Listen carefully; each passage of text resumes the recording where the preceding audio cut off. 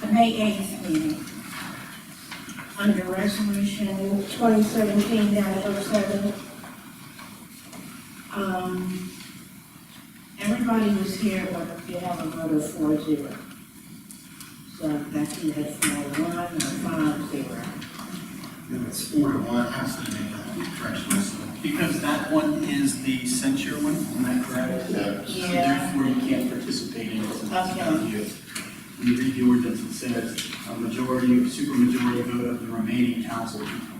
So you count it as a 4. Can we amend the minutes to make that clear? Because it sounds like we only had 4 people present. Okay. Because I voted no that day. But you weren't allowed to Both vote. items, finding the facts. Shall we simply make a note that Fraser was excused from the vote? Something to that effect would be appropriate, right? And on the May 18th, the last motion to adjourn the special meeting by Frazier, second by Lance. Is that correct? No, I didn't see that. I'll have to check that. I'll have to listen to the tape. Okay. And who that was. All right. Yeah, that is correct. I mean, just the way it written is correct.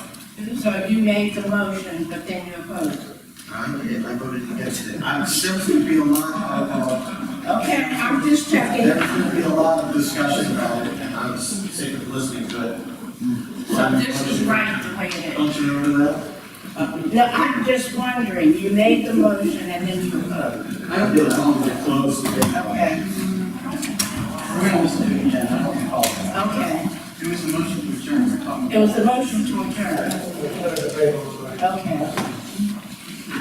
I have a correction on May the 3rd. Under May the 3rd, in the middle of the page, it says legal report, and there's nothing written there. There was a long discussion here. A document was given by the city attorney to all of us, and there was a long discussion here.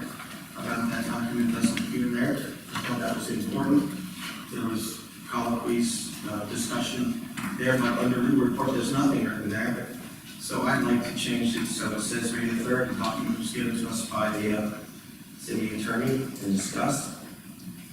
And then at the bottom it says, a motion to adjourn the meeting was made at 8 o'clock by Foster, seconded by Lance, carried by 4-1 with Frazier opposing, but it doesn't say why. Why? Does he tell you why? I was opposed to adjourning because you wouldn't allow anybody to speak. Well, this isn't the Monday meeting, so that wasn't. Well, people were gathered to a close there. You remember that? Robin Frazier was speaking and you gathered her to a close and then other people were denied the right to speak. So I thought it was opposed to adjourning until the public was allowed to speak. So I had to make that correction. Then also on May the 8th, it says again that I voted against the approval of minutes. So it doesn't say why. I articulated a lengthy description of why I opposed the passage of minutes. We don't Including errors even. need to go over this every single one. If the minutes are not as complete as you feel, we all know that. They're They not should be. accurate. But they comply completely with state law. We have a video trail of what happens at these meetings.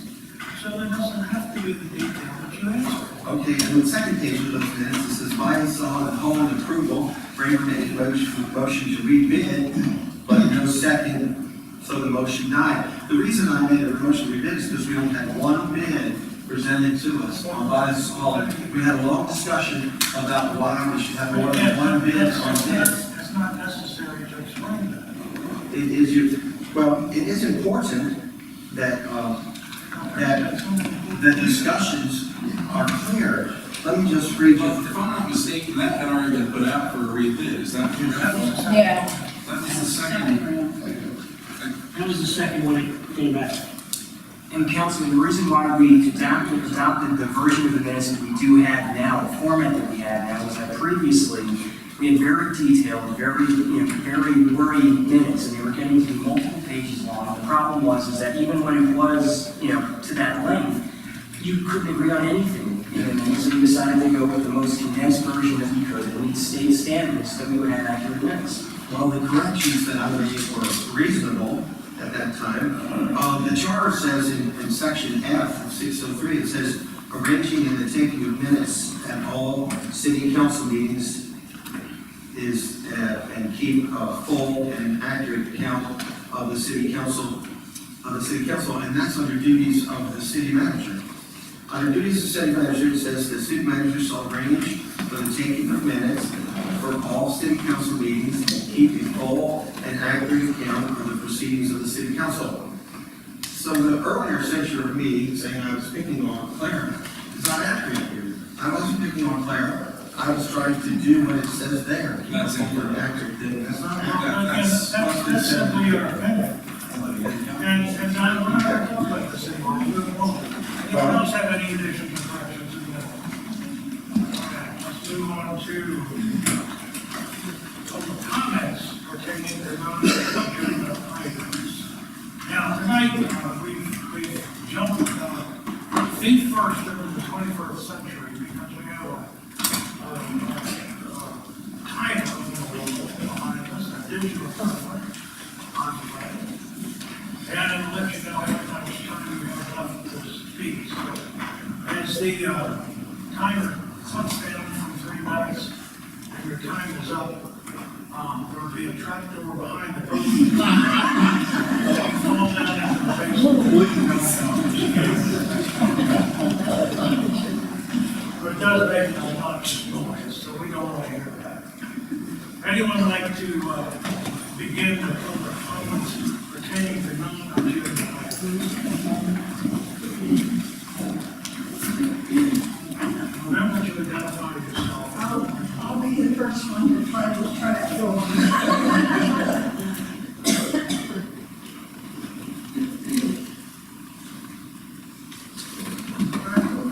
Website Drive.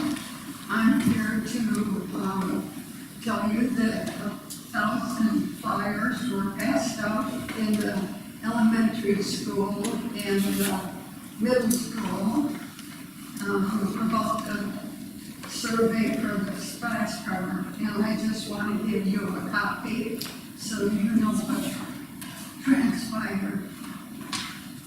That's for the committee. Thank you so much. We don't have to stand so often see it. Okay. Anyone else? Robin? Good evening, Robin Fraser, 142 Benton Street. I just wanted to add to the election board report, because I think there were some things that occurred there that should have been listed in the report. And one of the things was that several people came out of the voting booths with more than one ballot. They were the honest ones, they turned them back, but it does make you wonder how many times that might have happened. So I think that that should have been noted in the report. A young man was not allowed to vote because he looked too young. He was asked for his ID, which you're not supposed to do, but still was not, he didn't have his ID, so he was not allowed to vote. But when looking at the vote rolls later, his name was indeed on the vote rolls and he should have been able to vote.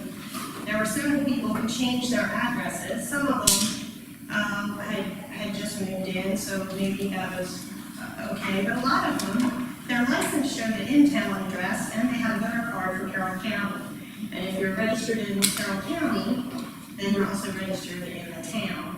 And even if you didn't allow them to vote, there should have maybe been a provisional ballot. But whatever, all of the people who changed their addresses, that probably should have been part of that report. I thought the report should have the total number of votes cast.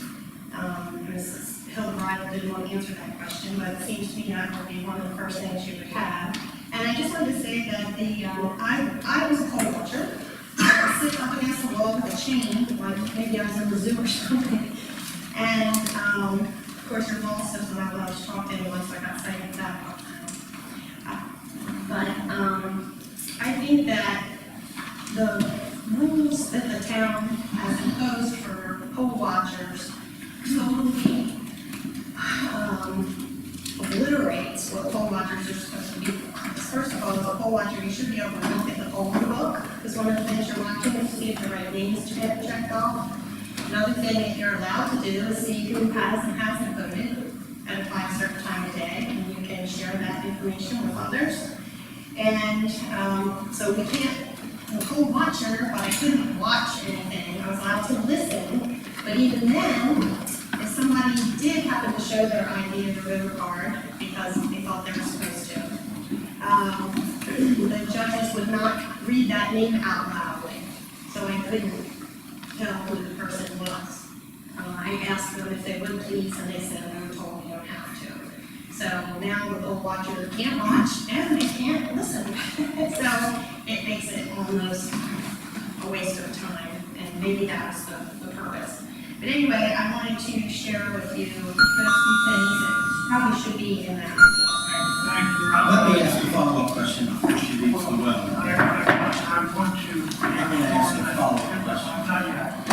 I want to make sure that the information that you presented to us was passed on to the election board, so they're aware of your comments. Okay, do you want me to write something up? It's not necessarily, I think we have it on the film and so forth. My question is this, were you denied the right to see the poll book?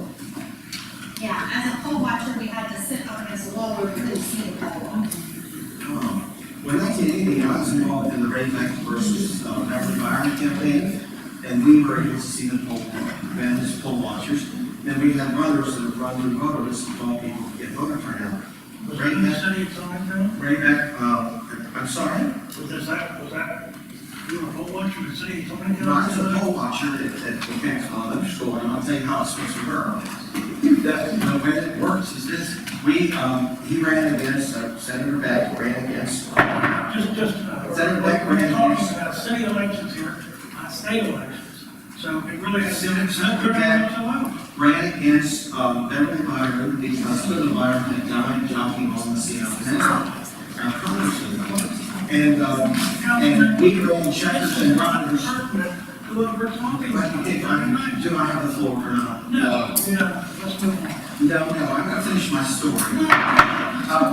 We don't. We ran checkers and riders in How that precinct. waters operate on state land. Stand down, Mr. That's Mayor. not- I have a right to tell this story. Now stand down. The fact is that war is gone, and all the rest of the things are around the lines.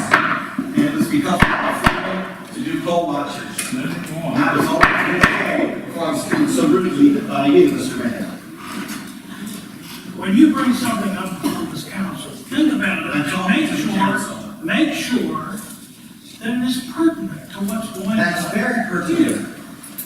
What happens in state elections has nothing to do with how city elections are conducted.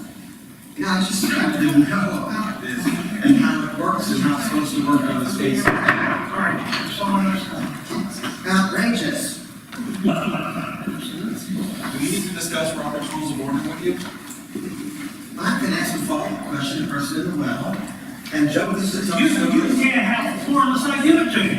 And you You do understand not, that? you do not tell the mayor to stand down because you want to stand on a soapbox. It's just rude. I agree with you. You were absolutely rude. That didn't only take me 60 seconds to I talk. don't care whether it took a half a second. You don't When care. I tell you, you can speak, you can speak. If I say you can't speak, you can't speak. You understand That's that? what most of the citizens in the town.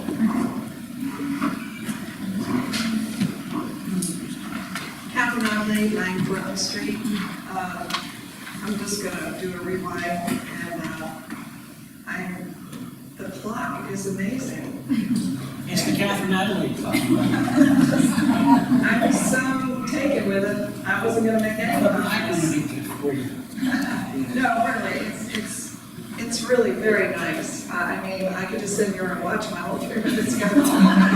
Which I'm sure, well, I appreciate that, maybe a few others, but, no, I'm just shocked. I'm really just so happy. Are you responsible for this? Of course. Okay, I didn't know if any councilman had prompted you besides me, but, yeah, it's very, very helpful. You know, people get nervous when they come up to speak, and you're on the phone watching you, and so, it's beautiful. Thank you very much. I really appreciate that for the citizens.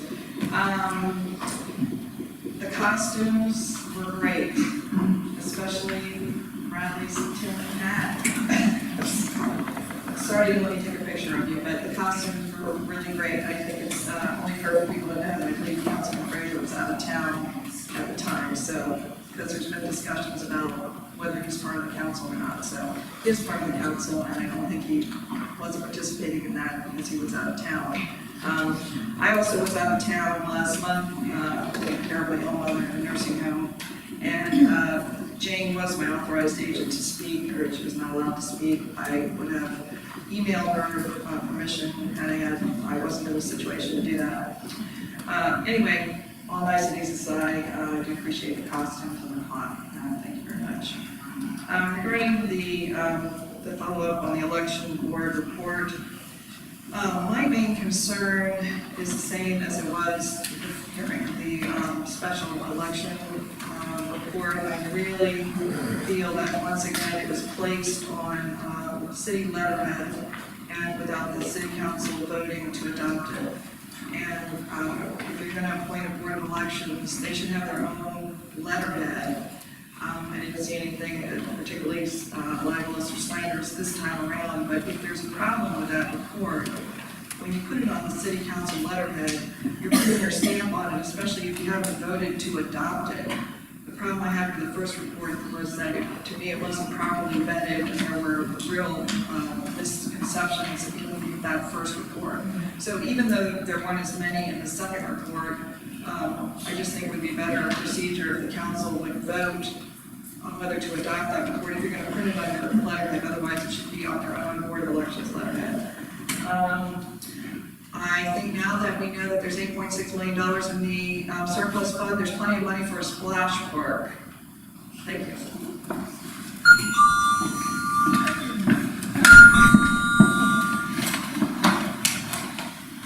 right. One more, anybody else?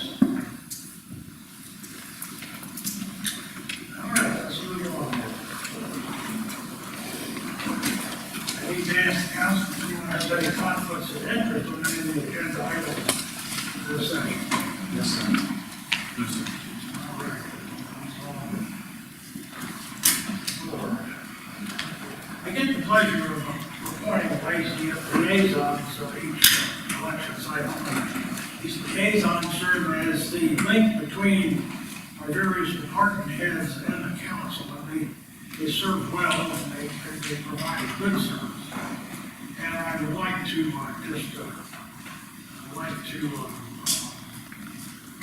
reappoint my three positions and change two, I guess is what we're going to do. Councilman Frazier will continue as the Park and Recreation representative. Thank you. Councilman Lance will continue as Board of Zoning Appeals, our Planning and Zoning Board liaison. Mayor Pro Tem Foster will continue as the Economic Development Director.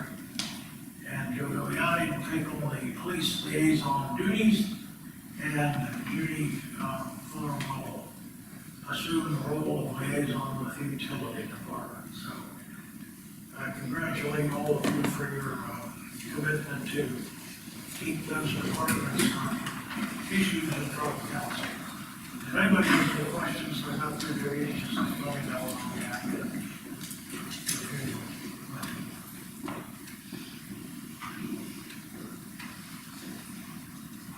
My resolutions, ordinances and agreements, we had for introduction, on 2017. This was the subject of a special meeting that was held on June the 1st concerning an alleged gap in salaries between our police department and all the police departments. There was a ordinance passed to amend the budget to allow for salary increases for our police department. And while I don't disagree that salary increases may be necessary, I'm not sure that this is the approach we should take. I'm going to open this up for discussion here in a few minutes, but I would like to say that we need to be careful with this. This is, we need to shoot from the hip. We need to know that we have our facts in order, and we're comparing apples with apples. Besides salaries, there's many other issues that affect police compensation, including court time, including the ability to take their vehicles home, no matter who they live. Many jurisdictions restrict police vehicles within a 10-mile radius or within the city limits.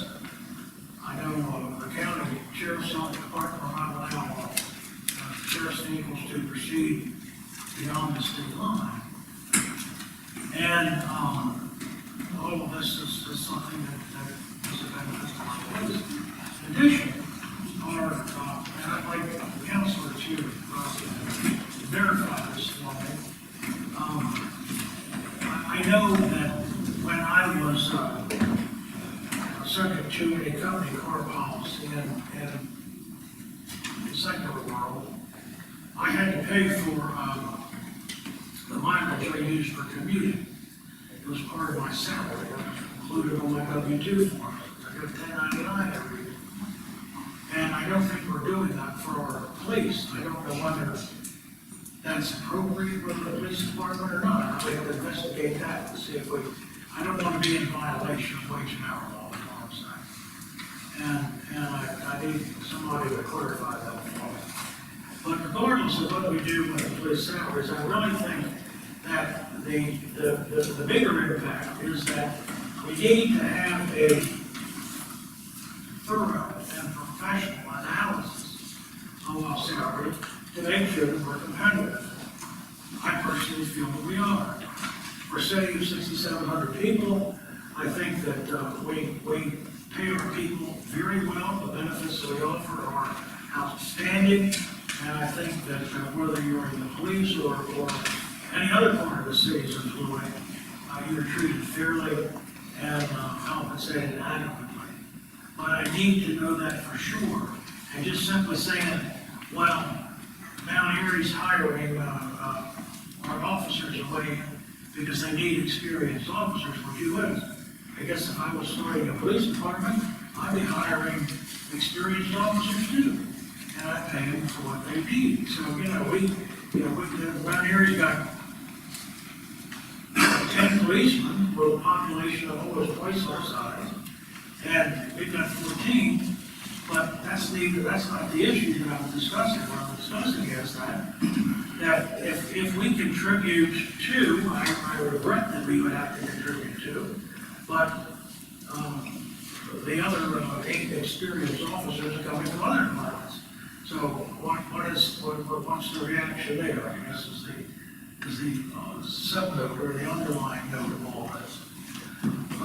Again, I support paying our police in a comparable way. I think we need to make sure that we're comparable to other towns and jurisdictions of our size within our vicinity, and we need to adjust our salaries if we are not. We can't compare departments like the Maryland State Police, the Sheriff's Department, Mall Security, or McDaniel College's security, and say that these are all policemen and they all should be paid the same. They shouldn't be. It's all different kinds of police work. People who want to be in the Sheriff's Department want to be in the Sheriff's Department. People who want to be municipal police officers want to be municipal police officers.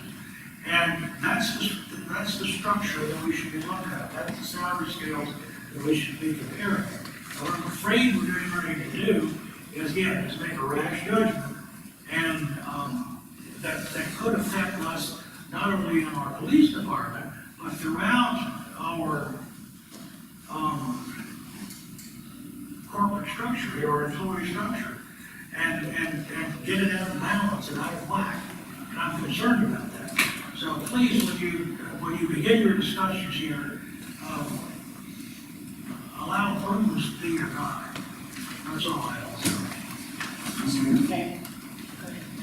I don't think that we are being rash here to re-examine salaries, especially for the police. There are other municipalities, from the information that the chief provided us at our meeting last week, where our officers are anywhere between $6,000 and $10,000 under what other municipalities are. We know of one instance where one of our officers is leaving and is taking a downgraded rank for more pay.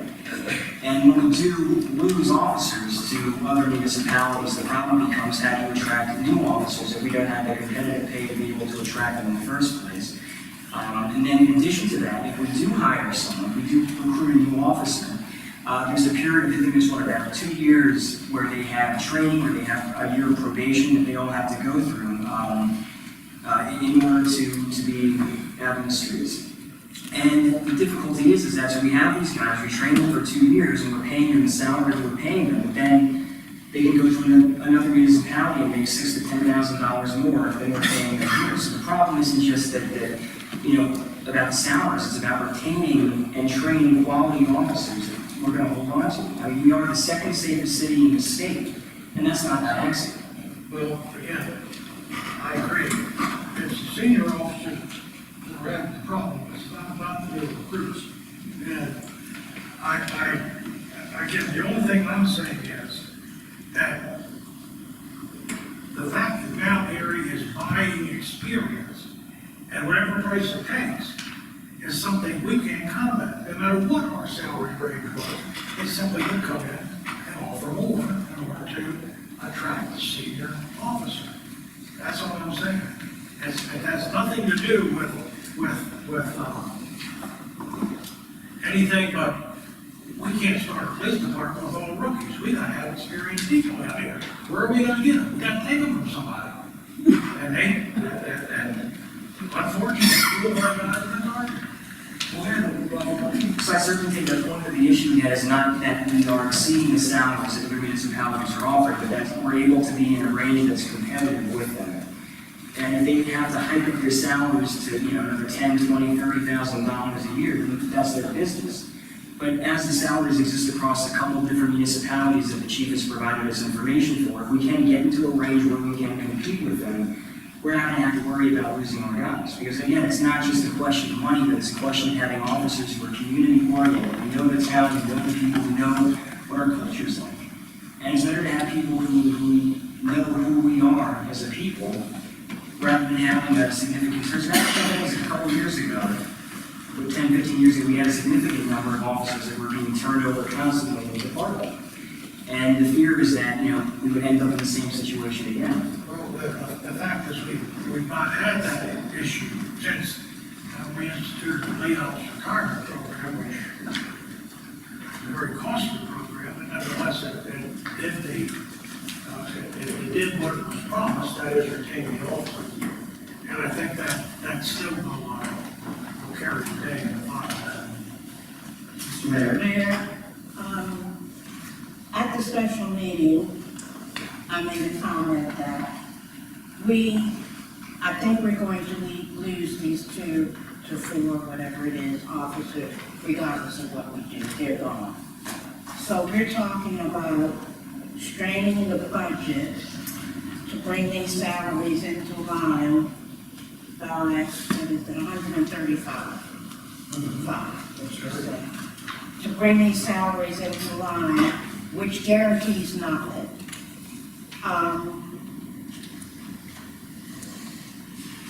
With all due respect, I am all for bringing the police salaries in line.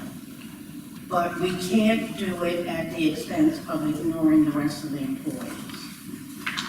So are we talking 2 things here, bringing the police salaries in line, and then on the other side, raises for the rest of the employees? Is that 2 separate entities? Or are we gonna strain the budget by this much money, make the rest of the employees unhappy, come at us for their raises, then we're back making another budget amendment to give them raises? It's just not gonna work. We need to take a more comprehensive look at this, bring those salaries in line while being able to give folks raises as well. This special meeting on Thursday, June the 1st, was the first time I'd seen the chief come and present it. He did a good job presenting this proposal. And I laud Councilman Bigliotti for making a motion and considered both for public discussion tonight and then voting on Monday.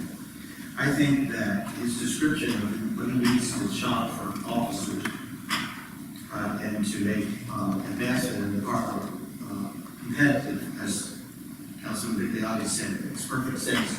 My concern would be that this is a small amount of money in order to allow him to go out in the field for officers, and that $135,000 to $139,000 a rare request and a well-done presentation. I encourage my councilmen to support the police on Monday and give them what they need to rebuild the department. These senior officers leaving for at one time is a challenge for them, and he's asked most passionately at the well for a little help. And I believe now's the time to do so. But what would your comment to Mayor Pro Tem Foster be? The question I had, if I could just answer that, was the chief said that several times he'd asked for marginal increases over the years, but they never been done before me. This is the first time in my 2 years that the discussions have come about making salaries competitive. And I would say to others that we adopt salary packages each year during the budget process, and that would be the right time to look at that. But this unique situation where 4 of our officers needed, and therefore the service can need attention to the council. That's how I would respond to that. Well, I agree with one thing you said, Mr. Mayor. Now, we can't compare it to to the state police. You're exactly right, we can't. We can compare it to the sheriff's department. And the reason is this, the officers don't want to leave their home. But to become a county sheriff, or Westminster city officer, or Tawnytown city officer, it's the same qualifications. They go through the same academies, they get the same training, it's transferable anywhere. Now, most of them aren't gonna go to the state, because the state's gonna send you wherever they want. The county, they're still local. One of the gentlemen leaving is going to the county. It's not Mount Airy that's just picking us off. It's the county. We had an officer, I think 2 or 3 years ago, who was fairly new to the force, maybe a year or two in, and he went to Frederick.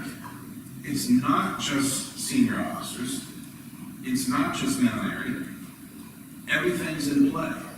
And the fact is, we're not trying to save 4 officers from leaving us. That's their decision. That's their free will to do.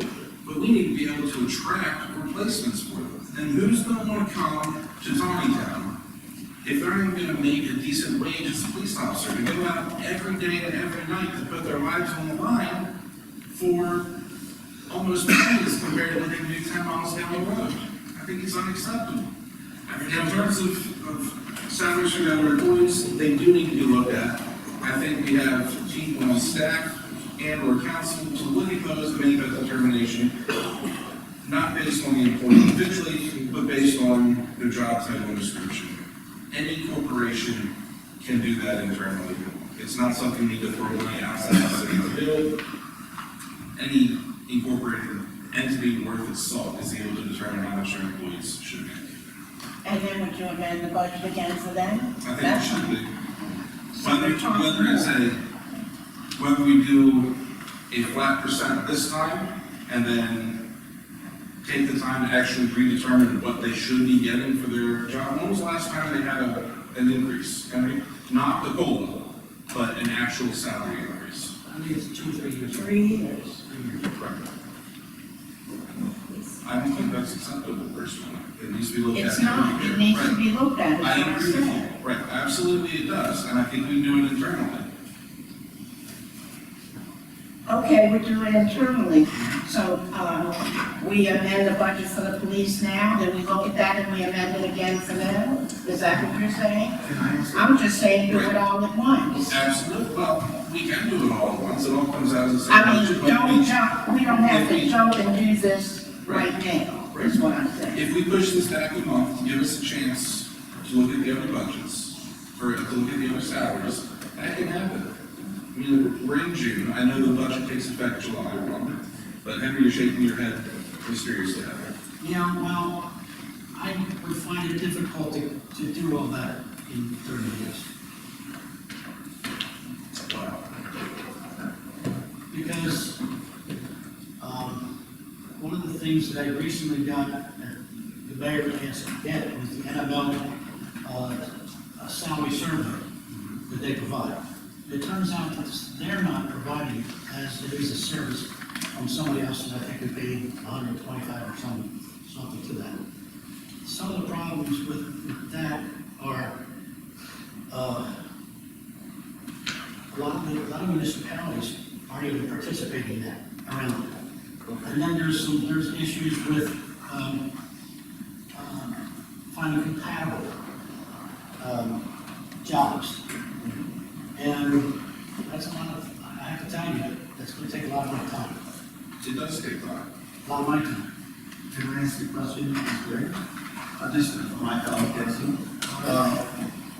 My point earlier was that these salary reviews could be part of the regular budget process. We meet at Christmas, the night of Christmas, or the session of in February, to discuss the budget in general. The requests could be made in part of the budget package. That was my point earlier. Any reaction from the council about that, as far as a comprehensive review of all of those? The council voted not to provide salary increases this year. Yeah, so my concern is that if we use this emergent vehicle of the police competitiveness as a vehicle to raise salaries across the board, that perhaps the better procedure would be to go through the budget cycle. And I was wondering what my colleagues thought of that. Again, every budget cycle, it gives us an opportunity to discuss salary. Maybe Chris is 49. I I agree with you that every budget cycle gives us a chance to look at the salaries, but when do we look at the salaries? When does the council see the salaries? Never. Can I ask one? Hang on, still talking, thank you for calling. We never see what they make. And I don't even need to see names. I want to see position and salary. We could have stopped this before it became a problem, if we knew what our officers were making. But we don't ever see that. I would be very,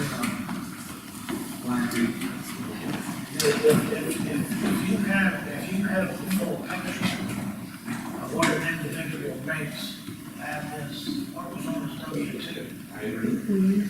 that can help you make this decision that you're about to make tonight, or to make that you're about to make. Because, again, like I said before, you have a base salary, and then you have all the extras. And when you look at all those extras, that base salary might be 30 to 50% higher when you look at your W-2 at the end of the year. And then all of a sudden, we're competitive. So that's the point I'm trying to make. Let's not shoot from the hip. Let's look at this thing, whether it takes 30 days or 60 days, I don't know. 30 days, I think it can be done. But I think that we need, rather than make a rash decision that we'll have to come back fixing later. Maybe it's too low, maybe it's too high. We don't know, that's the whole point.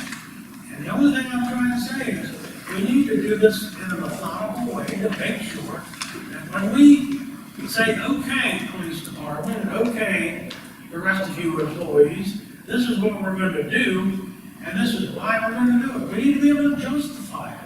Right now, the only thing we're doing is saying, oh my God, we're losing 4 officers, we got to raise the salaries. That's the reaction that we got.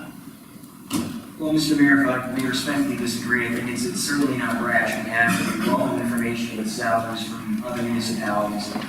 And it's not so much a reactionary thing, so much as it is an attempt for us to readjust what should have been, like Councilman Grant said, was adjusted in the first place. Remember, Based on- only part of it. All right. But to go back to the issue at hand, to go back to the specific amendment and what Mayor Pro Tem Foster was talking about, given the length of time that it would take to go through the other salaries, I think it's prescient that we go ahead and take care of the police. And if we have to do a second amendment for the other salaries, and I'm perfectly happy with looking at everybody else's salaries, that's what we have to do. Salaries or categories? And clarify, please? Well, you have, you have positions within the organization that have salary ranges, and then you have somewhere that people fit in there. And to your point, Councilman Lewis, the salaries were published publicly by Councilman Frazier, if you recall. It's a lot, you know.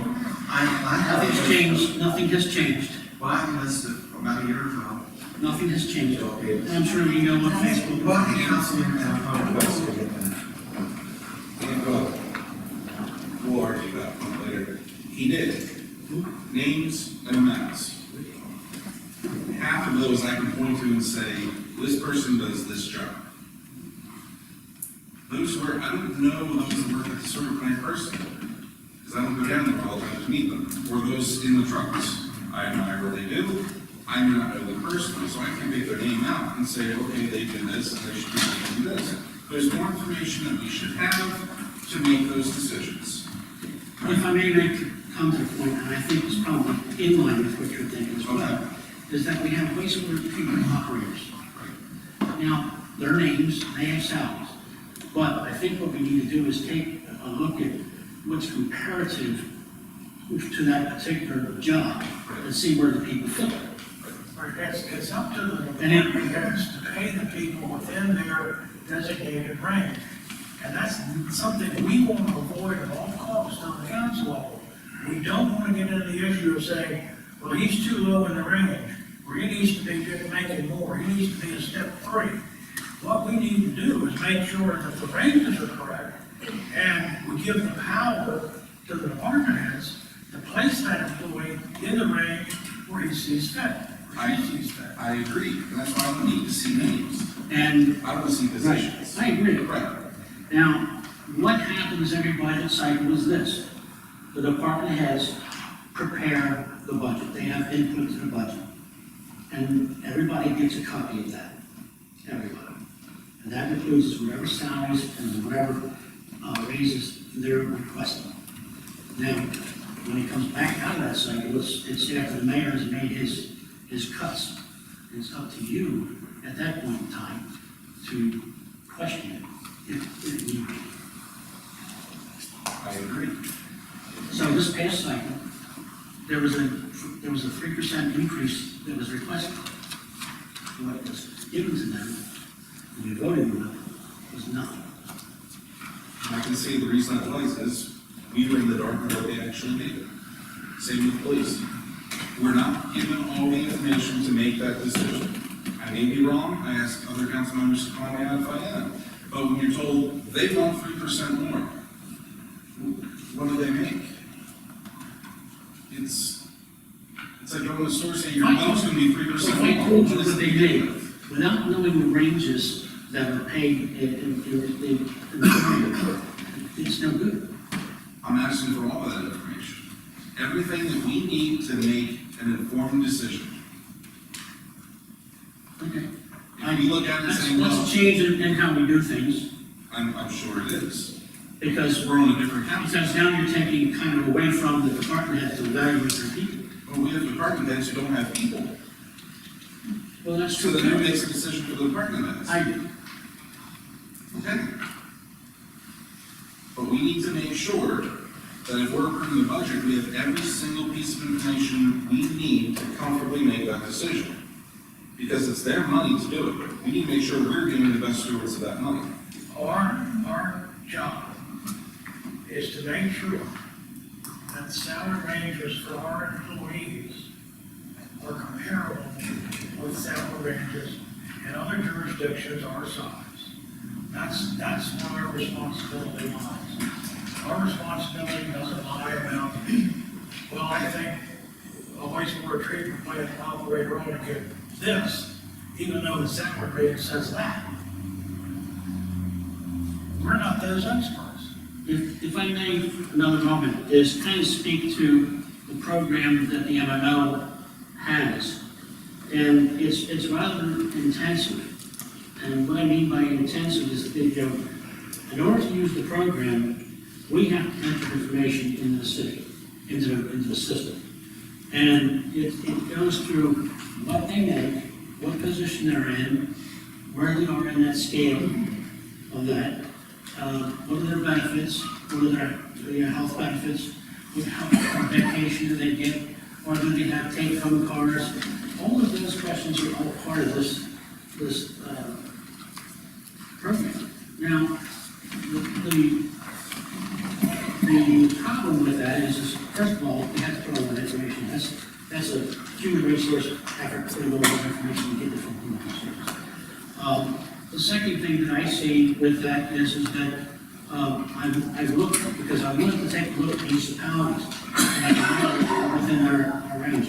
They don't participate in the program, so we don't get the information. So typically what you want is you want to be looking at all of this information with all the benefits, and you want to be looking at it in your area because of your cost of living in that area. And, well, you know, we can't compare ourselves to Westminster, who really is in the program. And then, you know, I try to compare it to like Emmitsburg down the road, they don't participate. Then the guy said to me, well, what you really have to do is when you do this as well, take a look to see when the last time the people that you are comparing it to have updated their information. Because if that information is not within a 3 years period, it's no good. So it's a system that will give you some information, but the problem is that if everybody does not keep it up, and they recommend that it be done every year, then, you know, the evaluation is not good. And again, with all of those criteria, I'm not so,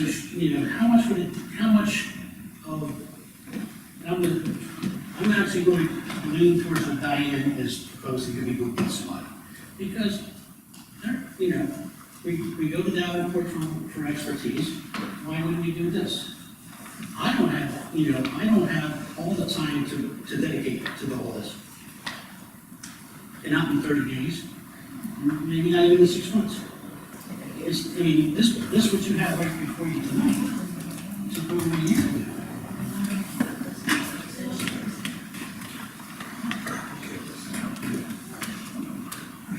Can I ask a procedural question? The 3% that they requested, that wasn't in our final budget. No, you guys voted it in. But I didn't recall it being in the version we got. The 3% increase. You missed the budget workshop.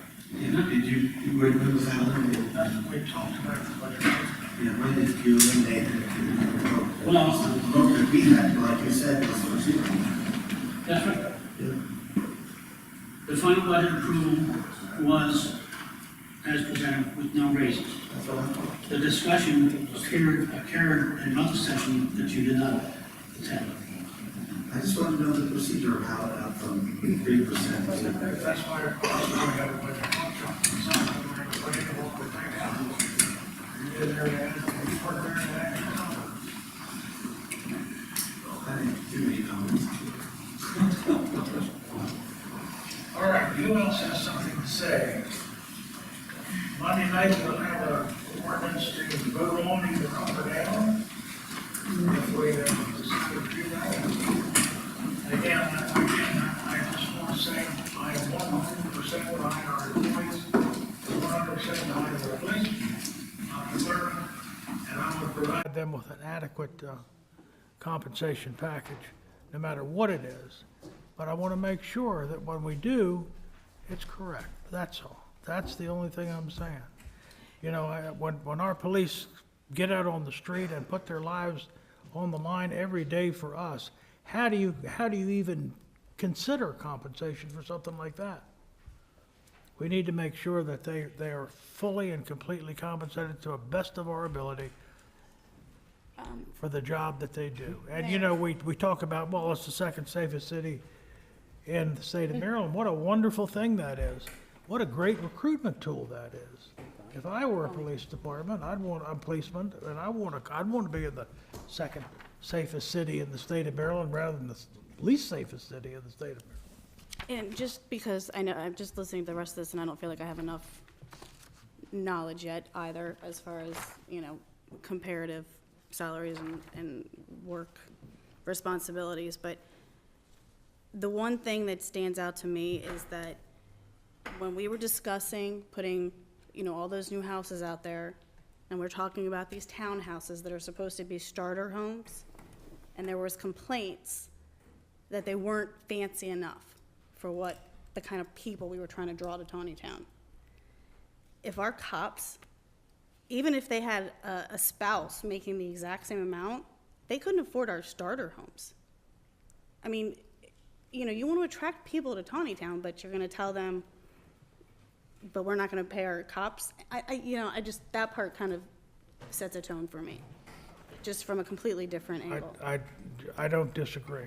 The only thing I'm saying is, make sure we've got all the facts. Right. Oh, no, and I'd be willing to add my time into finding those facts.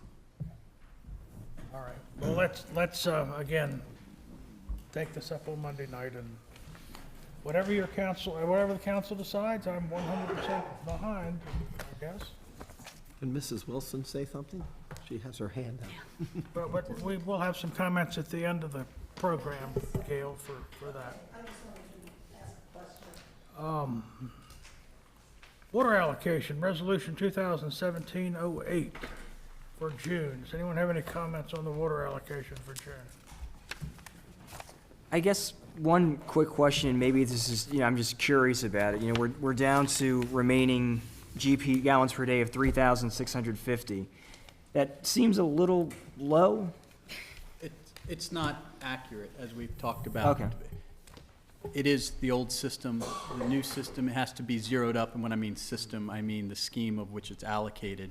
And so we've had meetings on that, and a new ordinance is going to be, or new resolution will be put to you in a new format.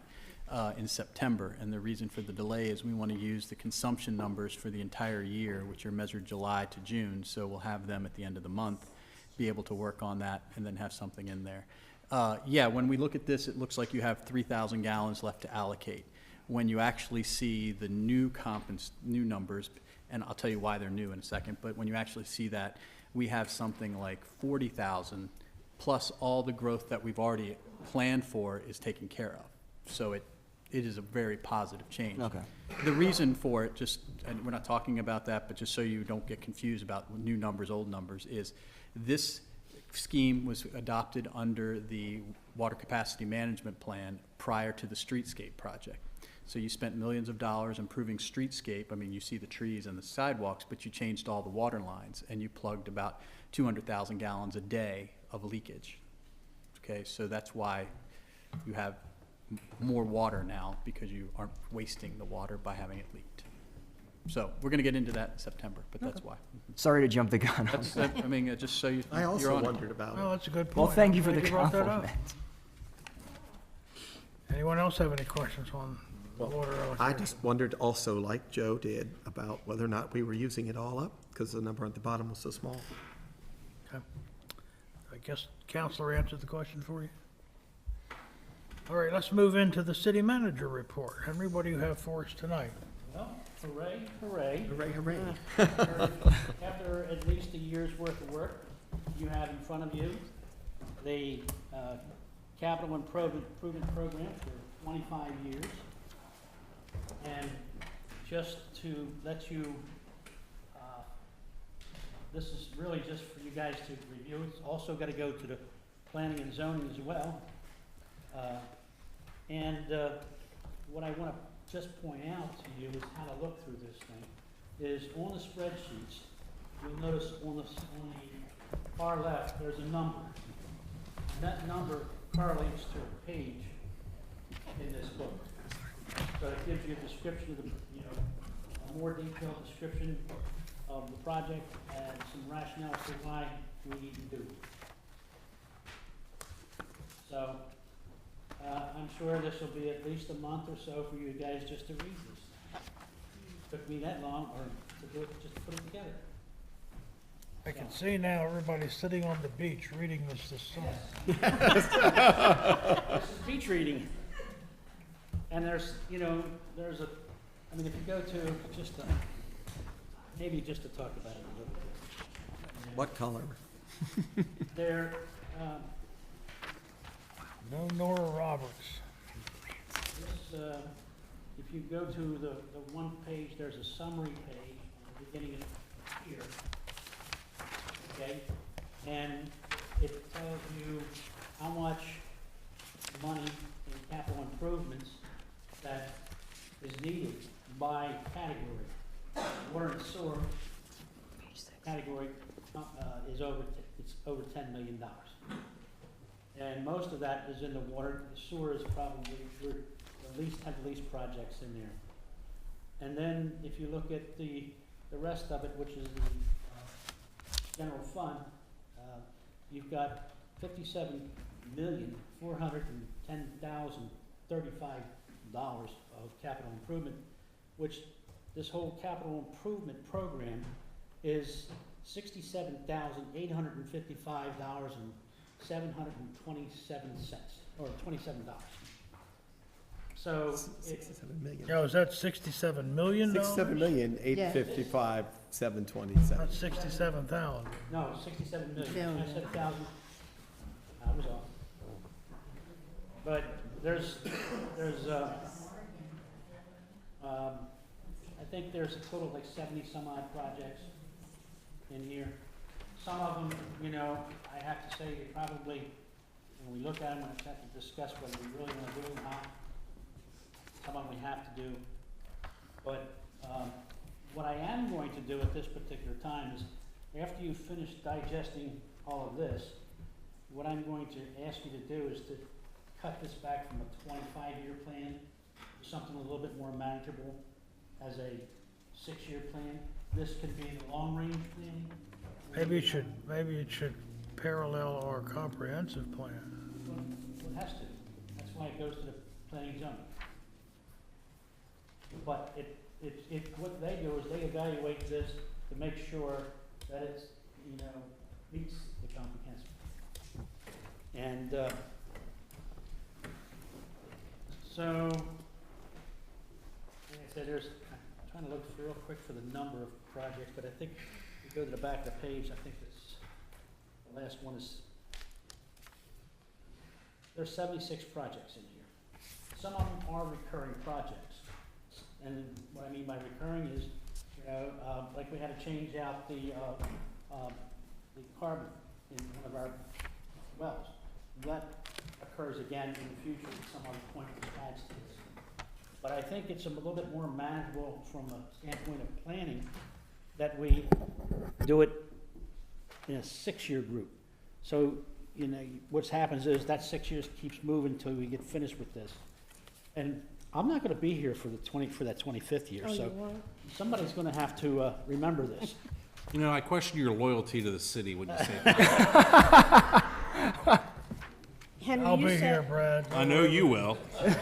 You sold your soul for this. That's right. You said some of them, we have to, what did you say, Some of them are mandatory to do. mandatory to do, are they so annotated? No. No.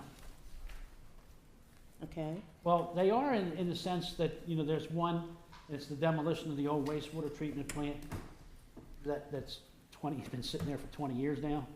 And it's been MDE's recommendation that we demolish that building. Yeah, but then we get rid of our officers' practice area. Well, Where are they gonna play? I don't know. But, it's a decision, as well as in here is like the creamery as well. Because that's been flopping around all over the place. It's in, it's out, take it down, build it up, renew it. Suddenly that little bit of surplus doesn't seem, Well, no, you eat that up real quick. And as a matter of fact, what's interesting, I had a meeting today with our insurance carrier, and one of the things that, in a policy that we have, basically, it states that we must have so much money available. well, And if, for example, this was our environmental insurance.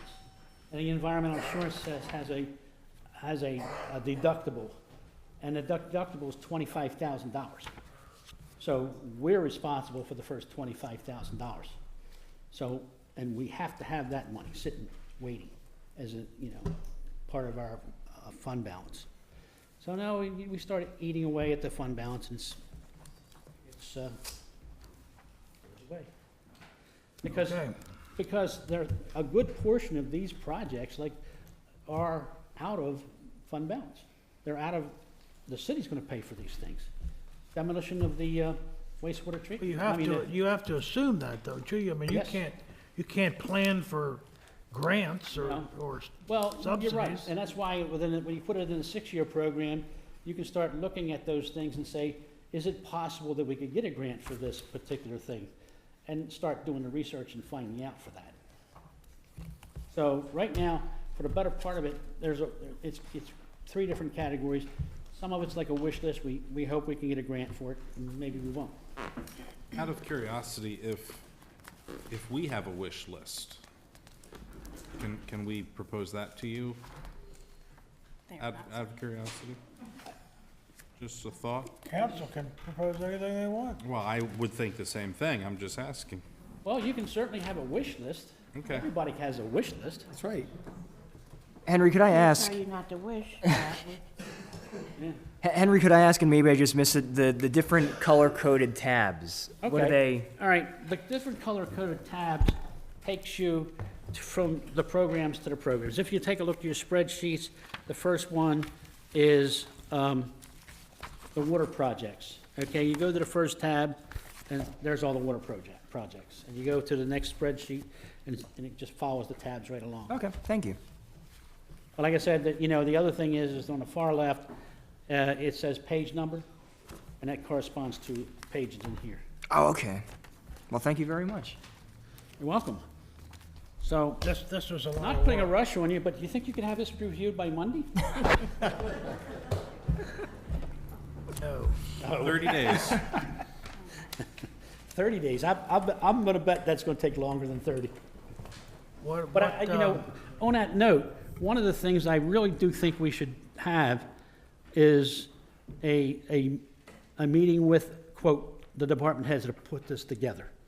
So that, you know, it's a joint discussion about the projects.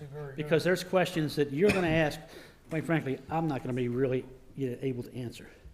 Well, you know, even the planning and zoning should be, maybe the department heads, planning and zoning and council should have a conference that just discusses this whole thing and gets everybody's perspective. Yeah, I don't have a problem with that. You know, you're the first ones to get it. Planning and zoning will get it. They're gonna review it. And then there's going to be, the process basically is they will come back to the council saying that these projects that you have here fall in with the comp plan. And then there's an ordinance you're gonna have to pass. You know, I didn't bother to do that today because it's like down the road. So are we looking at planning and zoning discuss this at their next meeting? Well, I'm gonna give it out to them at the next meeting, just like I give it to you. I doubt anyone's gonna be ready to discuss. Well, what I'm saying is, if so, then can we get this to them, like, by Friday? That way they have 3 weeks to look at it. Well, let me work on that, because it's just if you go to my office right now, it's just piled up with papers all over the place that fit in this book. And it takes a little assembly. Okay. I could probably do that. If they're gonna have a meaningful discussion, then they should have it Okay. well in advance. So then I shouldn't be looking at salary stuff then. I never said that. Just a You just do point. this in your spare time. Just a point. Again, folks, Henry didn't prepare this overnight. We don't need to react over it overnight. We need to make sure we understand it and come with balanced comments and commentary on whatever's in there. And I think all of us working together, all of the stakeholders that are involved in this, need to be on the same page. And if anyone really wants to have a wish list type thing, I will send them the form to fill out their wishes. So I take it you want one? I wouldn't turn it down. All right, what else, Henry? Really, I don't, That's enough? that's enough. All right, how about, any questions on the departmental reports? I just wanted to point out a paragraph at the bottom of the Parks and Recreation. Bob Mitchell writes, I submitted the preliminary application for the program open space funding for Carroll County Parks and Recs. It says the projects will be reviewed by the county MML, and then once approved, I will submit the next application. Our share of funding should be approximately $60,000, which I have earmarked for continued development of Bollinger Park. I think that's great news. We took a tour of Bollinger Park, and I want to draw that to people's attention, that we are moving forward with that access road. Funding like that would allow it to happen. It's already budgeted. Yeah, I know it's budgeted, but we had some complaints from the delays and some worries about that discussed, and that's really encouraging to see that note. I want to bring it up today. Who may I ask who's complaining? We did walk through with some people that were concerned about losing some participation from other organizations during our walkthrough of the park.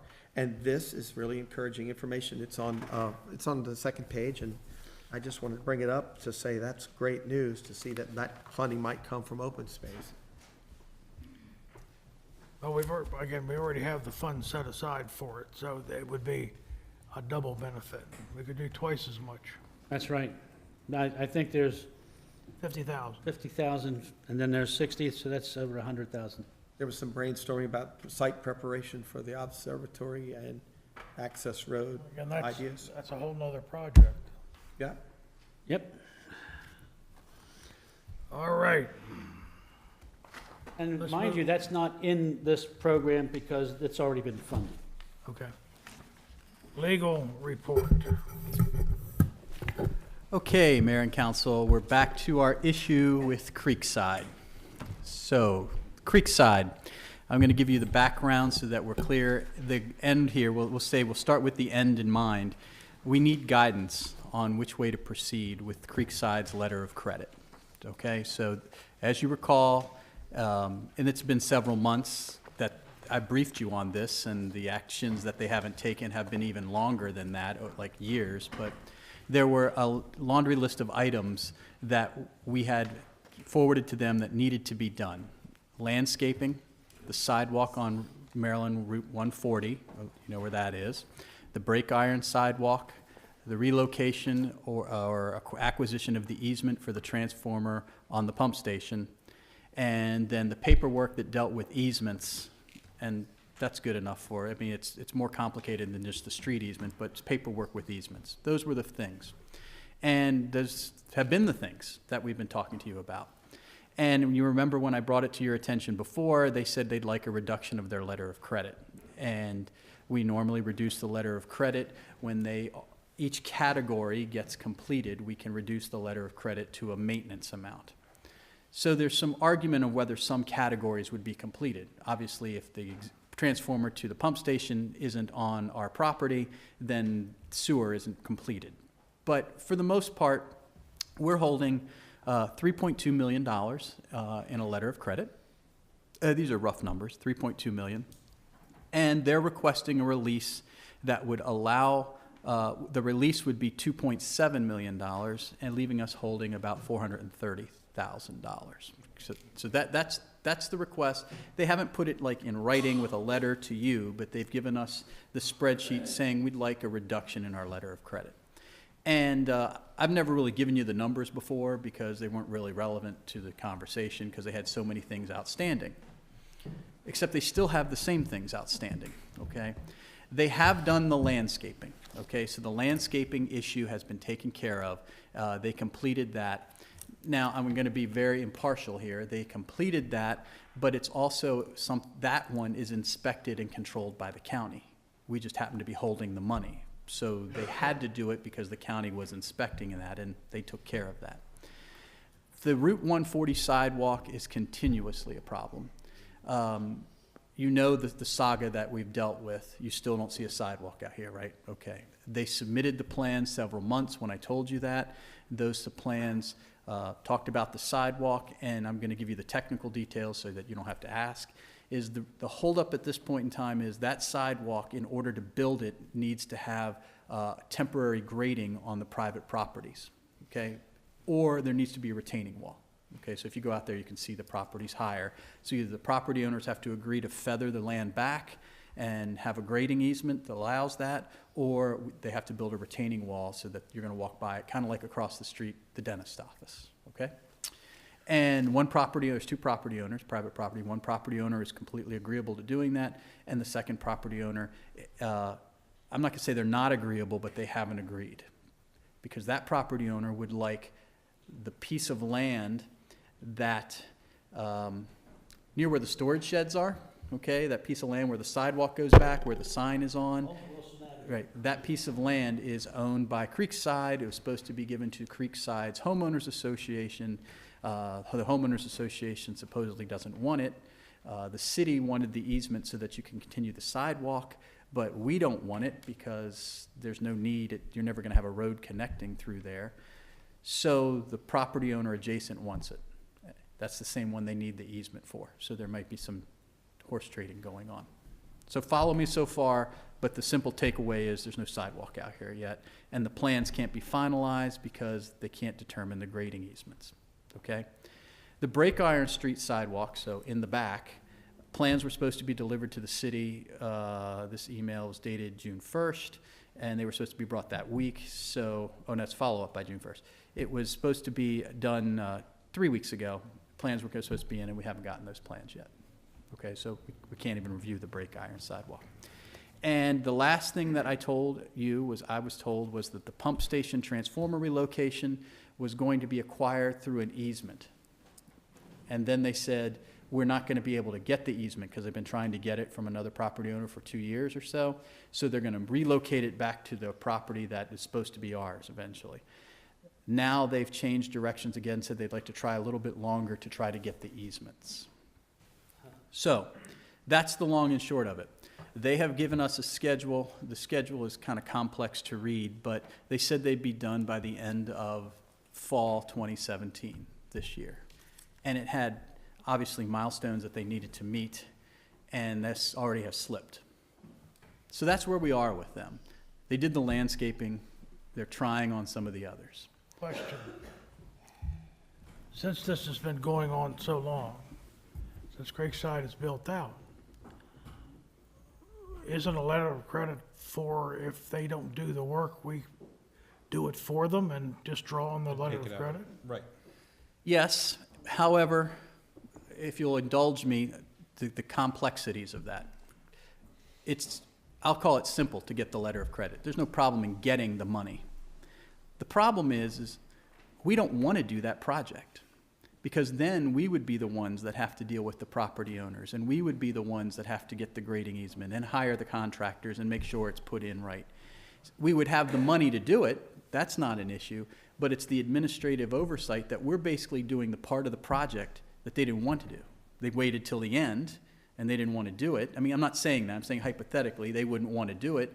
So if we reduce the letter of credit down to their requested amount, and I'll go into that specific in a minute, and they didn't do it, they put us in a position where we're going to have to do it. And I'm not saying they get off the hook. If we reduce the letter of credit, they're never gonna do it. Well, I'm not sure that they're ever gonna do it, even if we don't do it. so therein lies the strategy in this, and this is beyond the staff to figure out, but when you finish a part of the picket, they're finished the water lines, they're finished the sewer lines, finished whatever out there, there is the cost of doing that, and then there's a 10% on top of that. And so in every other development, when you do it satisfactorily, we reduce the cost amount and we hold the 10% amount for 2 years, because that's to pay for the maintenance. The things out there have been done for a lot of years, except for these problems. And we still haven't accepted the streets. They haven't given us deeds for it. We still haven't accepted the pumping station. So their maintenance period of 2 years hasn't even started yet. So when I gave you that quote that they wanted to reduce it to about 430,000, you got to back out about 130,000 of that, because 300,000 of that would be the 10% we would hold anyway, just because that's the way we do things. The 130,000 is what we would be holding for the brake iron sidewalk, the 140 sidewalk, and the transformer. I can throw out the numbers because it kind of says it. But roll 10,000. the sidewalk. 10,000 for Wouldn't the pay for brake the iron engineer. sidewalk, 110,000 for the 140 sidewalk, and 27.5 for the transformer sidewalk. So that's the key here to focus on, is it's about $130,000 that is in jeopardy for them if they don't do it. Now, maybe we could do it for $130,000, even if we wanted the headache. But that's the issue, is do we reduce the letter of credit down to arguably what they want, because they're not entitled to all this anyway, but they're certainly could be entitled to something, because they have done work out there, right? Everything's put in. To give you an example of that, grading and stabilization. That's when they come in the beginning, they strip all the land and they put it where they want it and they compact it and everything like that. That's $661,000. They've done that. But to the mayor's point, if we hand them that back and we keep handing them back for all the things that they've done, we're back down to the 10% plus the 130. And if they're not incentivized to do those things for 2.7, are they incentivized to do it for 430? When was the last time we reduced their letter of credit? Never. We've never reduced their letter, even for Nothing. nothing. And we've never refused. We've just told them, you can come in and request, but you have all these things outstanding. They got real serious about it about a year ago, I think it's been, maybe 2, because it was 2 winters. And we said, fine, we need to do a punch list, which we normally do. We inspect the sewer lines, we make sure the curbs are good, all the stuff that we normally do. And we said, hey, there's a lot of problems you got to fix. I mean, significant things. $60,000, $70,000. They came in and fixed it, but by that time, winter had set in, and it was the next year, and we said, okay, well, you fixed it, But what about all the other things on the punch list, meaning what I've read to you? And they haven't made any groundwork. I told you before, the little shorthand the staff uses is the bridge, the O'Brien Street Bridge, okay? There's no bridge, right? Because, and that's not exactly the same, it's apples and oranges, but that was a developer who pushed off to the last section, the bridge. It was an expensive price tag, and at the end, they went bankrupt. We weren't protected, no bridge. What we're concerned with is we don't want to get to the point where we're left holding the bag. And we would rather not build that piece of sidewalk. If that were going to be the case, we would have done it during streetscape. But we didn't do it during streetscape because Creekside was responsible for doing it. So we don't know what to do. We have several options. Option one could be, we just tell them, look, you got to make some concrete steps forward, which is what I told them before. They think these are steps forward, maybe. And then we'll consider something. Option two is, we'll do what you want.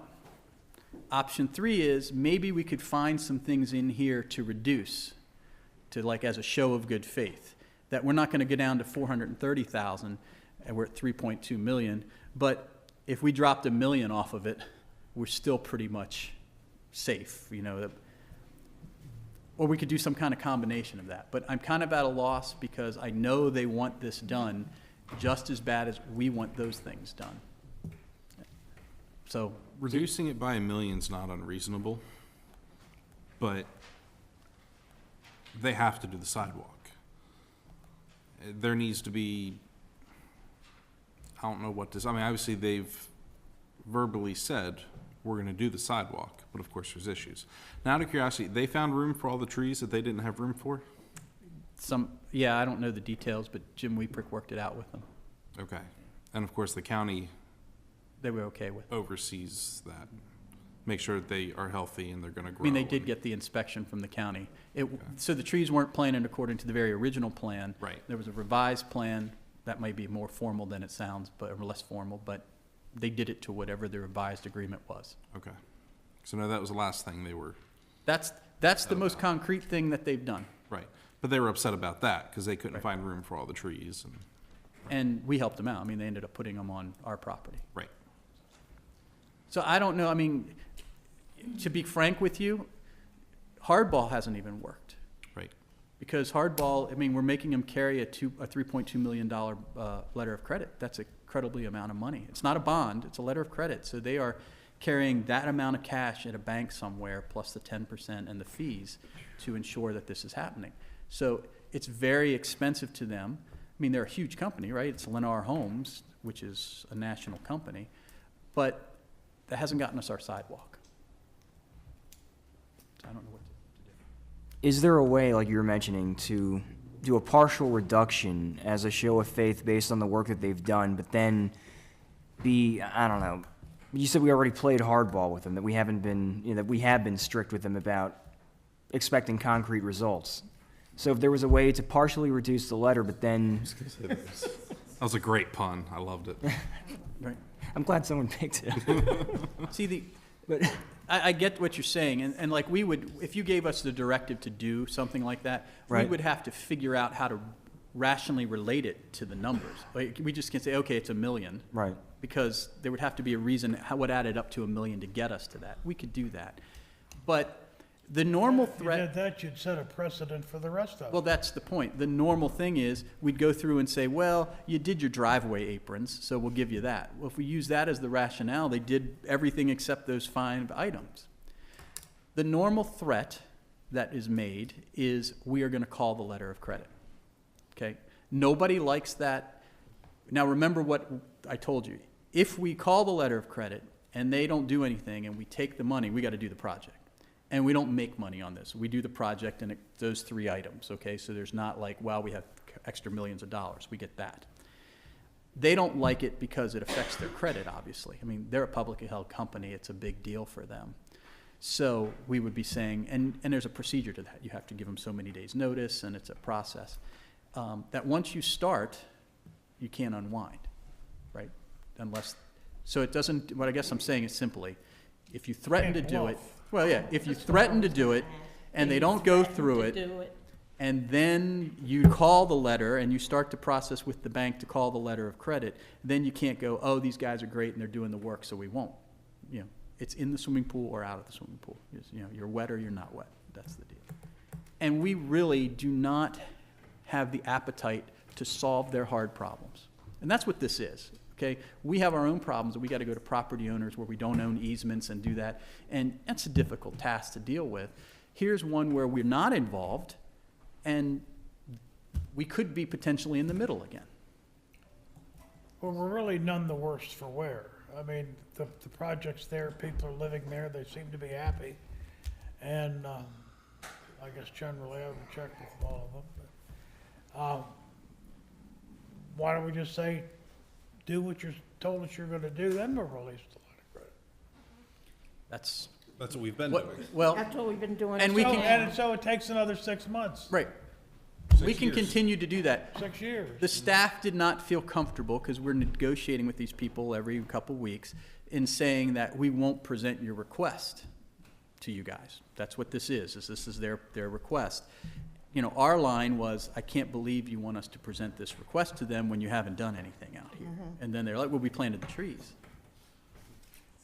But our transformer for the sewer station, which is not under warranty, we do not own, is on somebody else's property still. And we have brought that up. I can't tell you the many, remember Dave Stewart, okay, when he was our city engineer? He noted that problem before he left. So how many years ago has that been? 6 years? It's been like that? So I don't know what to do. We would love to play hardball, but we don't want the situation where we do that and then they come to you and say, you didn't even present our request. So I presented it. What do you want to do? You can tie it on Monday, what you want to do. play hardball. Direct us to do it, we're more than happy. What I can just add to this is that, you know, in 30-some years that I've been here, we've only done that once. And it is the last resort. It is, just as Jay says, you now are the construction manager. We were very fortunate at the time because the company that was doing the construction, it was in the streets area, they were already contracted by the other, bottom line is they were on site, and so it was a very easy thing to do. But, you know, if you take this kind of project, and when you take the letter of credit, find a whole lot of work. I was going to ask if we could, for the sake of discussion, let's take that to the furthest possible extent. At what point would that actually have to happen, where we would have no choice but to call? Your choice. Once we get tired of dealing with it. And the objective, there's an objectivity one. Their letter of credit's good for a year at a time. So I don't track that, but somebody downstairs tracks it, and it has to be renewed. So we get real nervous when we get to the renewal date and we don't see a new one. And so then we start talking. Now, again, they're held accountable because they're a public company and things like that. But if they let the letter of credit expire, or it was about to expire, we would have to call it, because that's like the security being taken away. Aren't they halfway through that year already?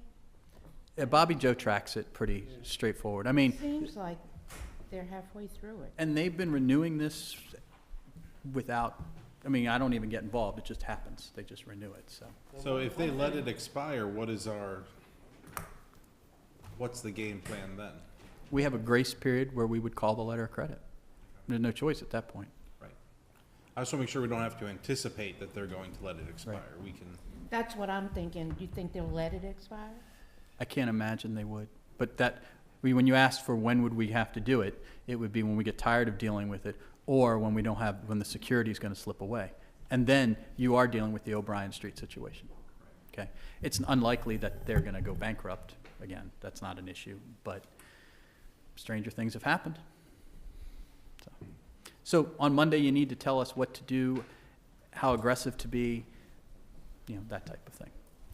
So that's the Creekside letter of credit. And if I could choose, I would rather not do number 2 on the heels of number 1, because number 1 is about people that have not done what they've needed to do, and the agreements we had with them that are keeping them in place. And number 2 is about the potential of changing the way we do our agreements.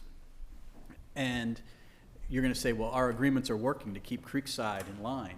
Yeah, But the way we do our public works agreements is now coming into question, and the staff has had some meetings about how to change this, whether we should change it. And eventually, this is not something that you have to decide, but we might need guidance. If you're not interested in this at all, you tell us that, saves us a lot of work. We just tell them we're doing it the way we've always done it, and that's it. Here's the two issues. The first issue deals with bonding. And again, I'm going to take up some time tonight because this is complicated, but this is what we're here for. I just gave you a list of things that Creekside bonded. And I gave you an example of $600,000 of grading. And in our minds, we say you got to post $600,000 because that's what it costs to grade that property. And that's the way it was always done. And that's the same with everything else, with sediment control and stormwater management and utilities, water and sewer, storm drains. But the issue that you have to look at, and some governments are looking at this, is if they came out here on day one and started grading, so the bulldozers and the pans are out there on day one, and on day two they went bankrupt and they walked away, we wouldn't call their letter of credit and finish their project, right? I mean, we wouldn't be the prime contractor, do their grading, do their utilities, and sell lots. I mean, it's not ours. We wouldn't do any of that. So the question becomes, yeah, we're holding an amount of money and it's related to something, but it's not really related to what the risk is for the city. The risk for the city under my scenario is the bulldozers leave. We have an obligation to make the site stable, is what they call it. So you're going to grade it out to stability. You're going to plant a cover over it, meaning grass. You're going to put some silt fence up and monitor it, and then that's it. The city's done, you're meeting the grading ordinance, and maybe some other developer buys the property and starts over again at that point in time. So in the situation, and this is related to Meads Crossing, where they would have to post $9 million of bonds for their first section, $7 million plus. The issue would be, and they're bringing to our attention, why would we post $7 million before we ever even put a building permit in? Because you guys aren't going to finish the project for us if we walk away. Now, the game changes once you have a building permit. Once you ask for a building permit, there's a third party involved, okay? The equitable owner, the person who has the contract on the house, they're involved. And now the letter of credit doesn't just protect the city, but it protects the owner. So when they pull a building permit, there's no question that they're going to have to post some bonds at that point in time, because if they build a house, the water line has to connect to the city has to make sure it works, and we would finish the water line to that person's house if they didn't, because that person is now a citizen. So there's a trigger between what I've been calling a tier 1 stuff and tier 2 stuff. Tier 2 stuff is trigger events that have to happen. If they sold a lot to you and you wanted to build your own house on it, they got to post all the bonds, because now I'm dealing with a third party. If they build a building permit, you got to post a bond, because I'm dealing possibly with a third party who could have a complaint. But why would you post your utility bonds, even if they were installing water and sewer lines out there? Why would they post that up front? Because if they walk away and the water and sewer lines are in the ground but never connected to the city, what do we care? Because they're not recorded lots, we don't own it, it's not connected to the city, it's pipe sitting in the ground, and we'll deal with it when the next guy comes. That's the theory, which the end result of all that talking is it would reduce their upfront bonding amount, as in Meads Crossing, from somewhere in the neighborhood of $9 million to something more reasonable in the several $100,000 range. And then they would be able to do so much more work, and then when they pull their building permit, then be doing the bonds next. It's a question of money, but it's also a question of risk. If you were the bonding company, you have risk on day one if you're putting $9 million out there. But if you get the project to the point where you're selling houses, you're getting building permits, your risk is a lot less, because you're not bonding the full grading, sediment control, those things. They're a couple $1 million each. So that's the spiel. I hope I didn't put you to sleep on that, because that's only section 1 of what we have to deal with, okay?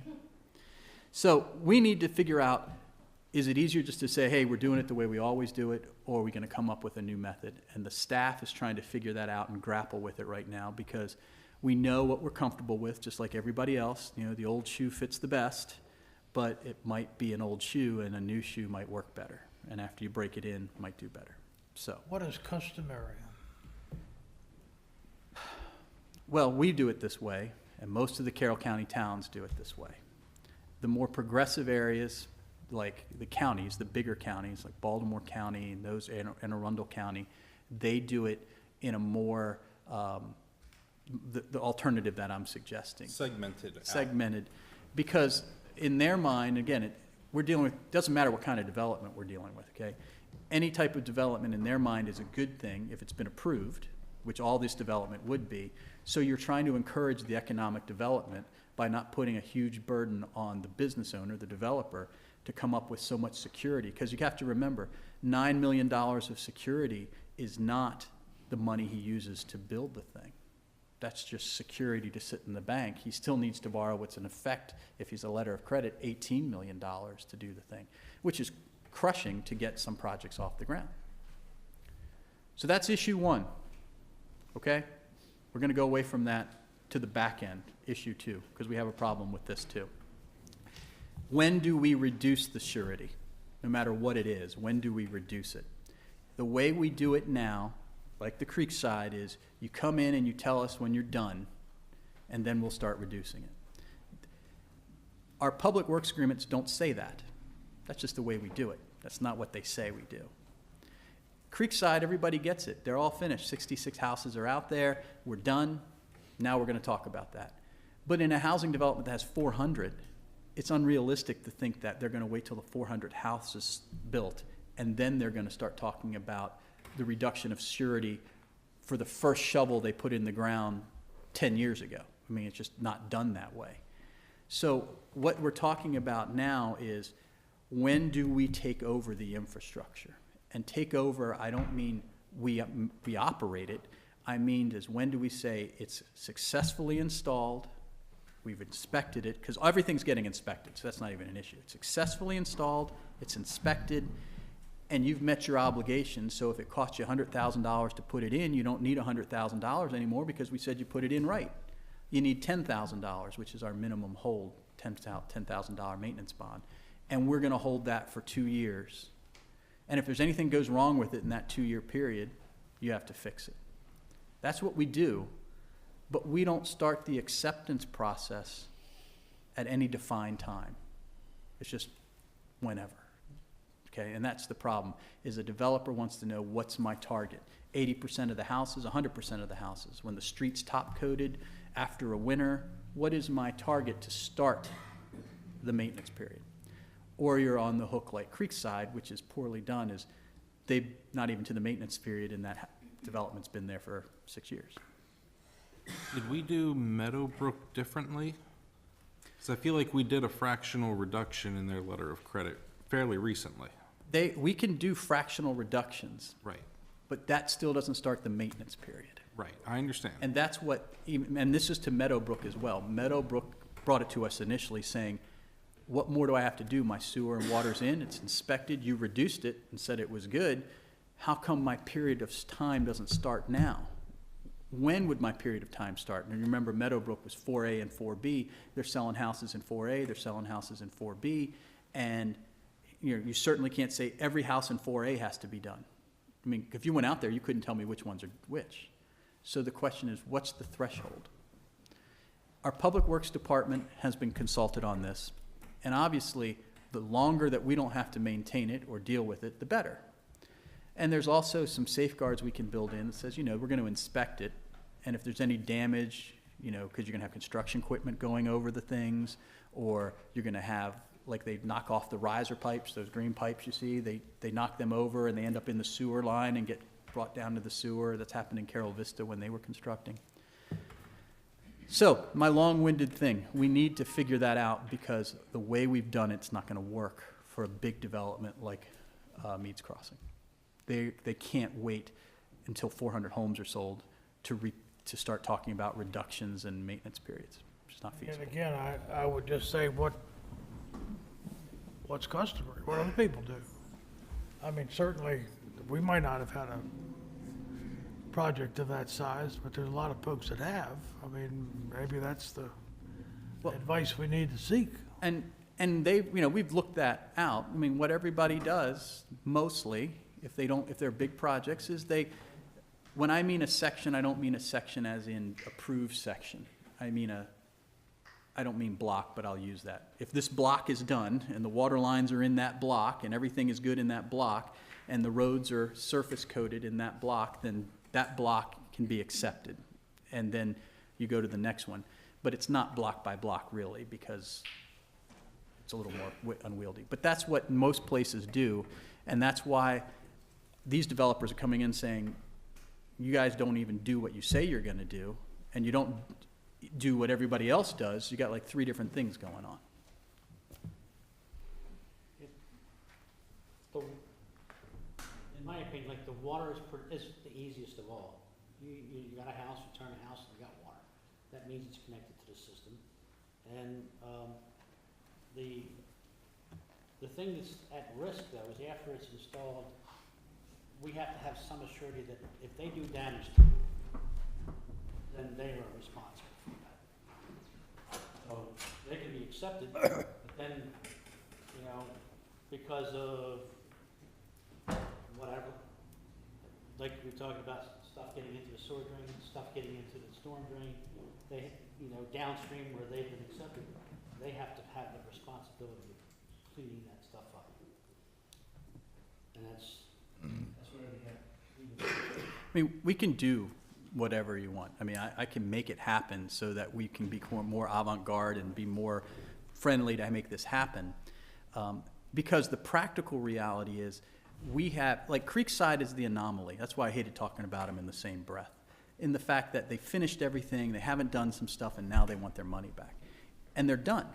In all these other developments, they can't afford not to do stuff right in phase 1, because there's a phase 2 that they still need approval on. Even with Meadowbrook, he did 4A and 4B. He better do everything right that we want, because 5A and 5B haven't been approved yet. And so we don't have to worry about getting letters of credit. We just say, well, we're not going to approve the rest of your development until you do. Now, in some sections, this is how, I don't know the development that the bridge was related to. Copperfield, maybe? Yep. Copperfield. They waited until the very last section, and the last section had maybe like 13 lots or 19 lots or something like that, so that the guy was just saying, well, I built 100. I'm just not going to build the 19, and I'm walking away. So, I mean, it's like the seesaw. You got to keep weight on all edges. It can be done, but if you just say, hey, it's easier to do it the way we've been doing it. And that's why we've been doing it that way. It's pretty straightforward, it's pretty simple, and nobody's complained. I just don't think that's going to work going forward. We're going to run into more problems with when do we take things over. Well, the more money they have on the line, the harder it is for them to walk away. And with Means Sounds like Crossing, if it's not broke, don't fix it issue. Well, we don't see it as broken, but they do. and the 2 issues, now that I've given you both issues, they're related, obviously. If you move on one, you may not have to move on the other. If you tell them that we're not going to make you post as much stuff up front, and we're going to do like a segmented posting, then they're not too worried about the back end because they're not carrying all those costs. If you say, no, we're going to make you post a lot of stuff up front, well, then they're more worried about when does the maintenance period start because they're carrying more costs. So it's a continuum you can drag to some extent. We just need to know, are we going to invest the time, and this time has to be invested in short order because we need these agreements done, in the next few weeks. Is this something you all would like to consider?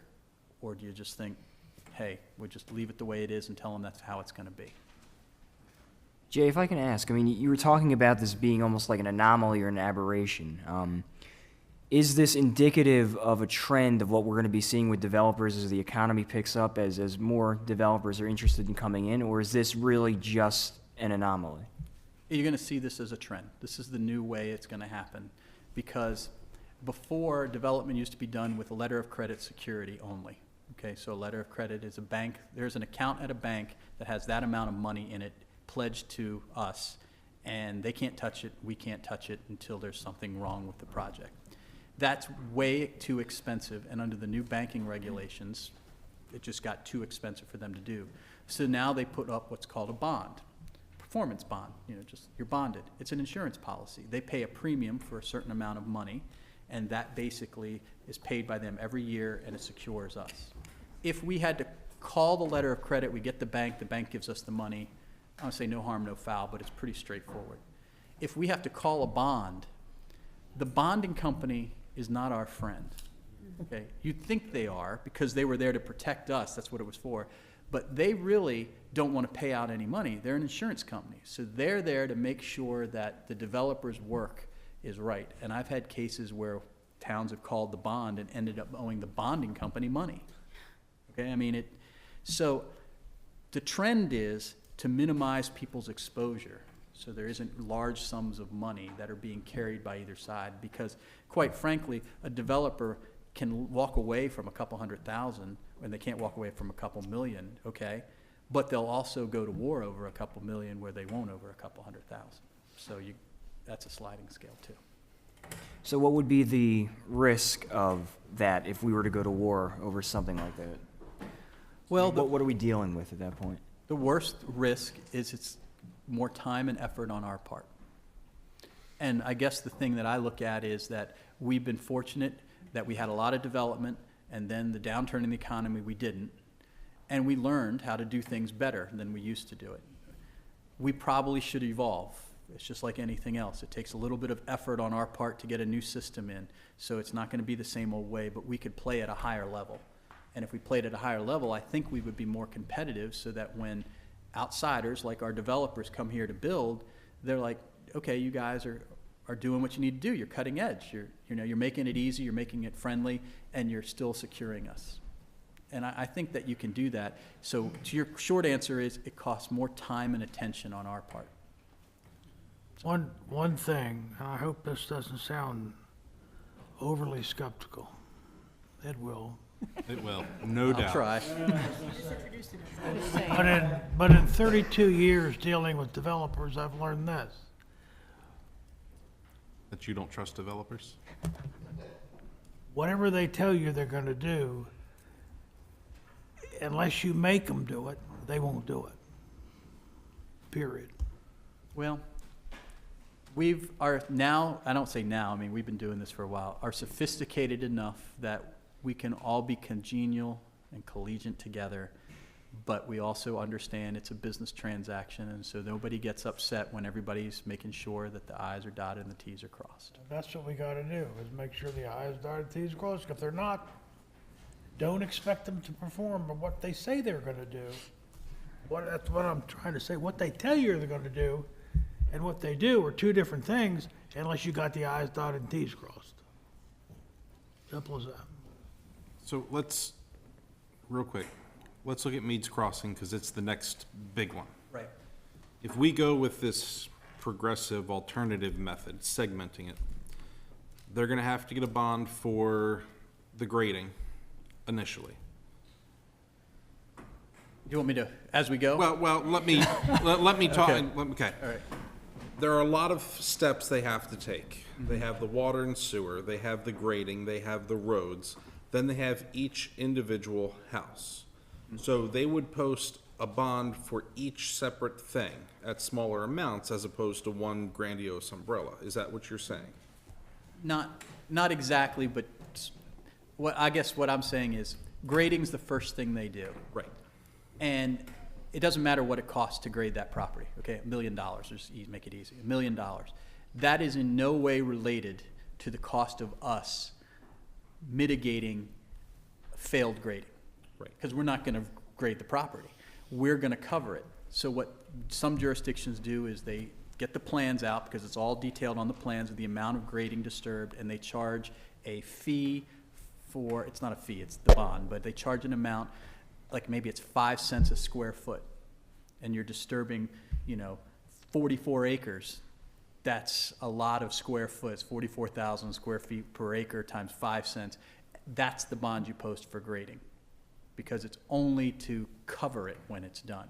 Right. So in other words, you're determining what it would cost to repair the damage that they have caused, or to restore the property into its Right, original. to stabilize it. Because I don't want to build a sidewalk. I certainly don't want us building a development. I mean, we're not in that kind of business. So that's grading. Right. And grading, if you did this, you're doing the grading and you're doing the utility work kind of hand in hand. if they're putting in the line, okay, imagine you're digging your sewer and your water and your storm drain lines, the 3 utilities, until they connect to the city, we don't really care.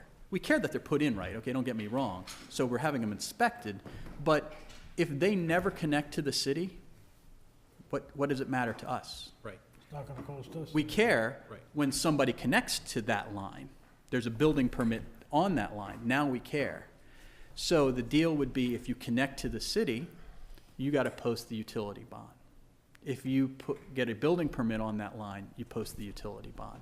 You sell a lot, you post the utility bonds. And I don't think it's like we're going to go category by category. We're going to put them into maybe 2 categories. What you post up front and what you post when these triggering things happen. And, you know, I think that that's reasonable. It just is going to require work. I mean, But is the reason they want that is because they want to be able to get it released sooner than having the large umbrella number? Or are they happy to see it just compile over time till they ultimately reach that number? well, they're looking at, their bonding company does not like the risk of a $9 million, remember, that's to finish the project. Right, I On day understand. one. Right? They would prefer to shift that risk to some later time, and by that time, you've reduced that 9 million by a significant amount, because after you do the grading, I'm not making you bond $1 million. I'm making you bond 100,000 to 10%, because it's already done. Right. So the problem with this is, if you carry this to the nth degree, you'll talk yourself into, why do we bond anything? It gets there. We've done that already around the table. So that's a long discussion. I'm tired of talking about it. I know you guys are tired of hearing about it, but Just out of curiosity, does it change the way the developers progress? Does it change the way they actually Like can. do their developments because of the change in the way the bond's held? it will, once the new system, this is like a new computer, like it's Windows 8, Windows 10.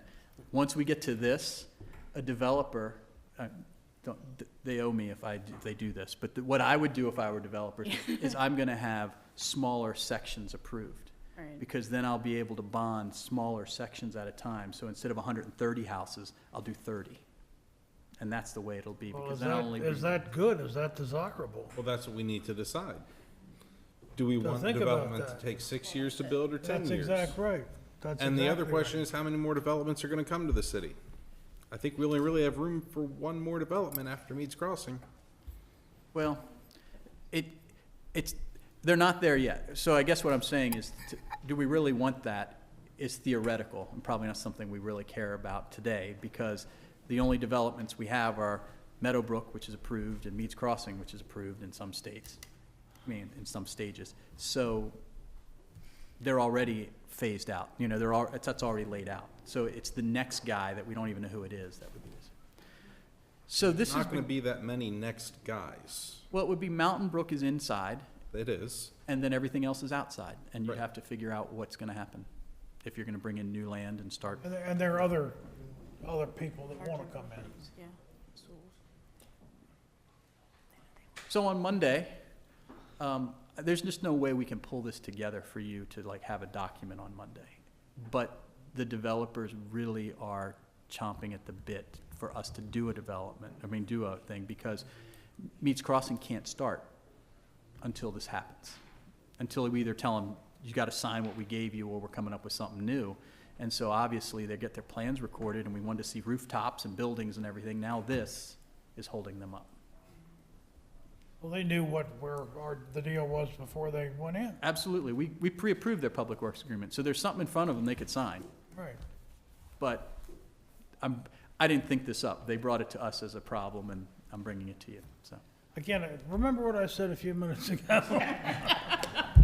Just I'm with you. kind of keep that in the back of your mind. I'll write it down and look at it, but, so Monday, maybe we get some direction. We'll see where we go from there. This has not been fully vetted by the staff, so it's a moving target right now. All right. That's enough for me. Any questions for Jay? No. Good. Old business. National League of Cities Sewer Lateral Insurance Program. And were you able to find out whether we had to be part of the, Do we have to pay dues? I saw the brochures, it was Yeah. very pretty. Right, do we have to be a member of National League of But do we have Cities? to be a member? That's what we wanted to know. Okay. Oh, all right. All right, well, again, it's something very benign that will help our citizens and not cost us anything. This is a win-win, so. Okay. Anybody got any questions? He's got a butt. I think Jay has some input. Oh, hey, Jay, you're here? You Jay, better start the clock. Jay, you might as well put together a 25-year plan for us at this Well, point. now you know why I came. Okay, so several other of my clients have gotten into this program or considered the program. So they did all the vetting, and so I took their pieces of paper from their meetings and figured I could tell you with it. No one had a problem with it. They compared it to the stuff that we all get if you're Potomac Edison. You get that, there's even a copy here, so it scares everybody because it comes on the Potomac Edison letterhead, and they say, you're responsible for the line that comes into your house, and if something should happen, you should buy this. That's the same thing for utilities, okay? And so there's different examples. There's eventually a contract we'd have to sign with this company that wants to do this, okay, that says we're allowing them to use our logo and our name and all that kind of stuff. And the important piece of that contract is that we have, I'll call it editorial control. Okay, that's probably not what it says in the contract, but what it means is before they send things out, we get to approve it. We get to approve the design, laid out, and everything like that. So 2 towns that I dealt with have had good success. People have signed up for it and seem to like it. They didn't have any negatives. Our neighbor to the north in Thurmont has just recently done it, and they don't regret doing it, but they regret how they did it because they rolled the program out on city stationery over the mayor's signature.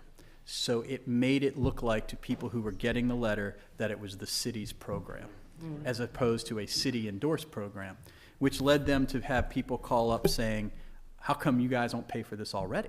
I mean, it's sewer lines. I mean, why am I in charge of sewer lines? Or when there was a problem or an issue or something, it was like they called the city first, and they became the middleman for a while.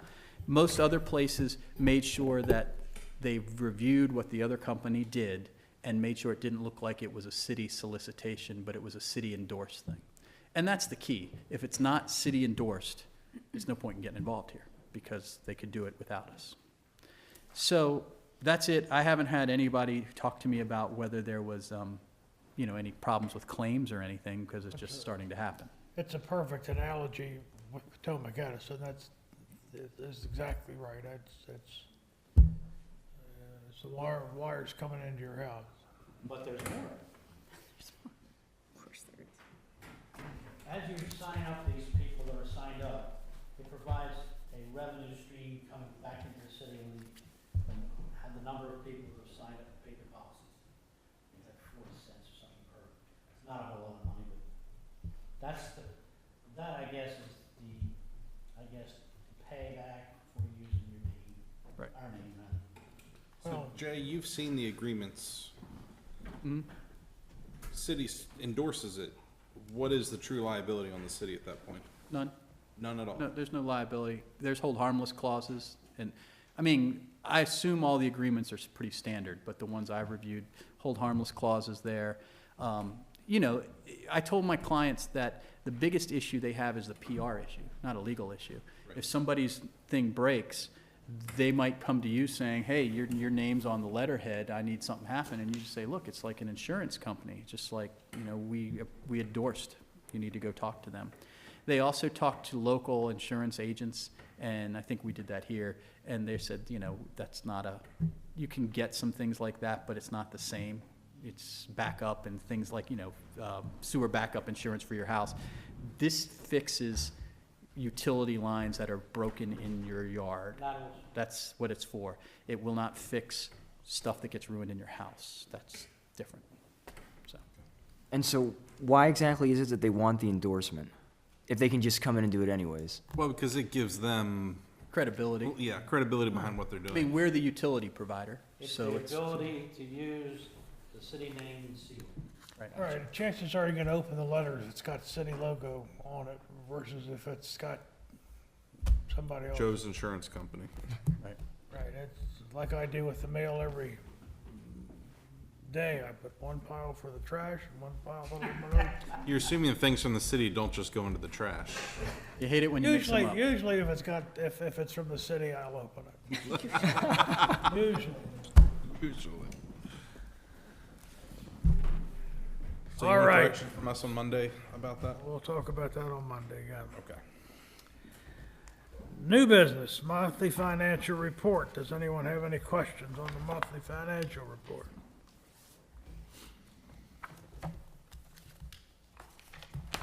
Hearing none, how about the accounts payable? Anybody any questions there? Nothing? All righty, pickup purchase recommendation. We have need to buy a new truck to replace a 2004 utility truck. This was something that was budgeted, I assume, Henry? Yes. Anybody have any questions on that?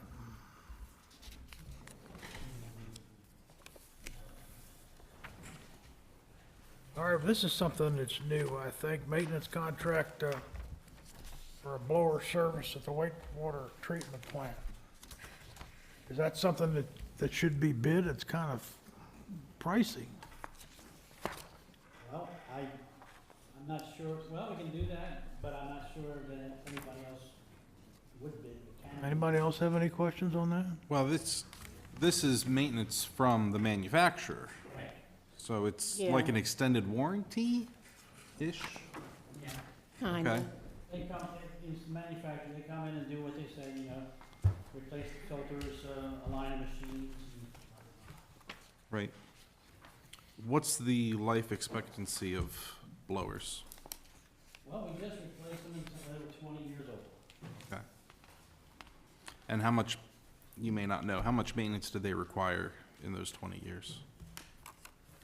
We're getting into details, I know, but, You know, I don't think it did any right, so that's, extensive stuff. well, and that's what makes you wonder if, having an extra 3 years on something, how much maintenance do they really Right, I need? mean, that would be a good thing to look at. How much maintenance have we spent over the last 5 years on blowers?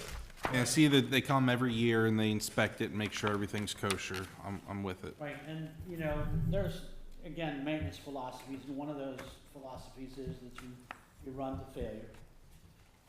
And that's not done usually on items that have this kind of expense. Well, I have a quick question, and maybe it's just that I haven't quite understood it. On the first page of the 3-year preventative maintenance contract quotation, at the bottom of the page, they talk about scheduling work about 2 to 3 weeks into the future. But then on the following page, they talk about needing to schedule things 6 weeks in advance. So what accounts for the discrepancy between the two of those? Well, I don't know. Now, this is just simply maintenance. This is not repair downtime. I mean, I guess you can schedule maintenance 6 weeks in advance. Yeah, and that's because you have to, they have to get the tanks in the right sequence to be able to do the.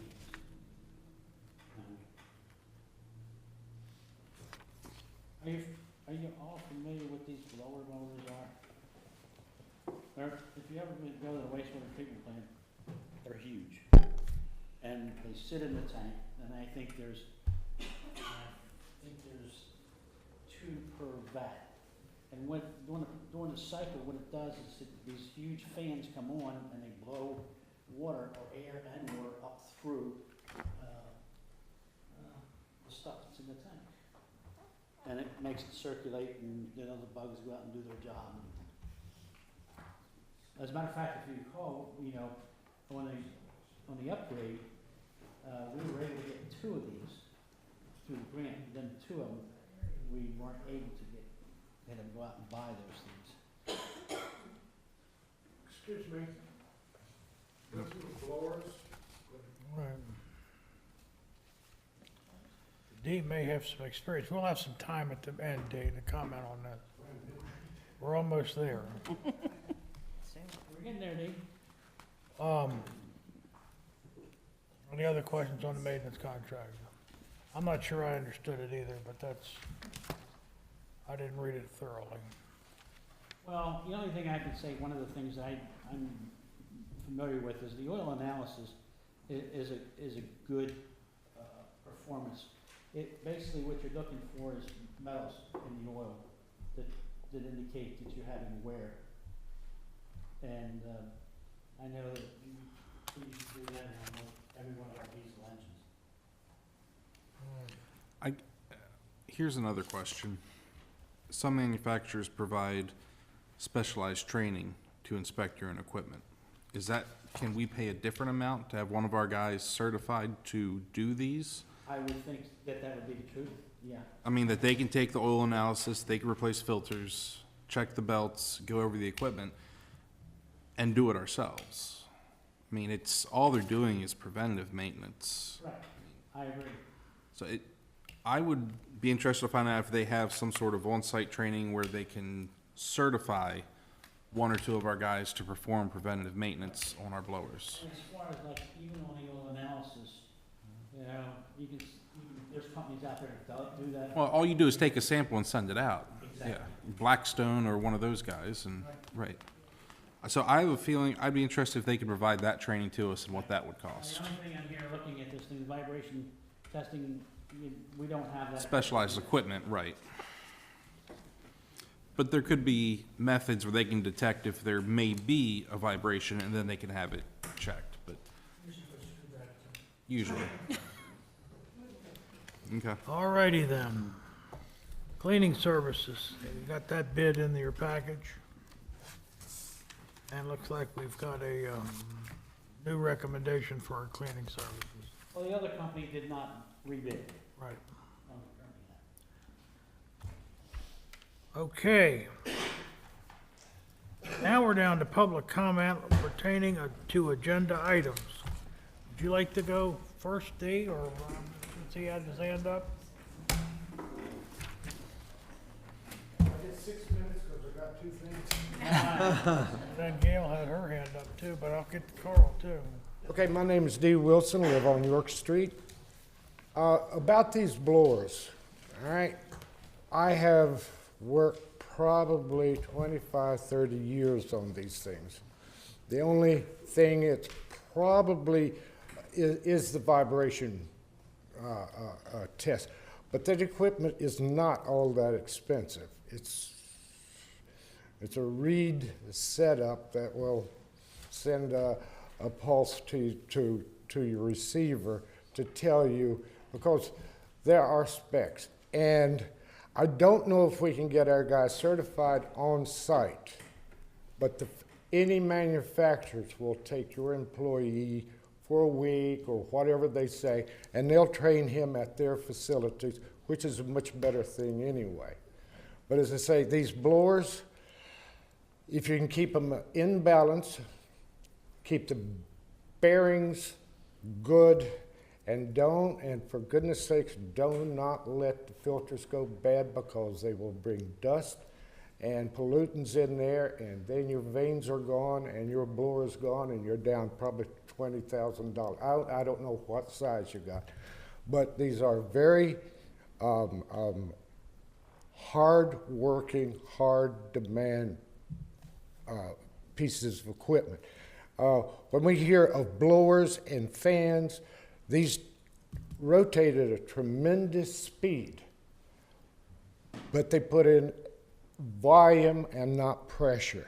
You're probably running 7.5 pounds pressure, if that. Okay. But thousands of centimeters of air.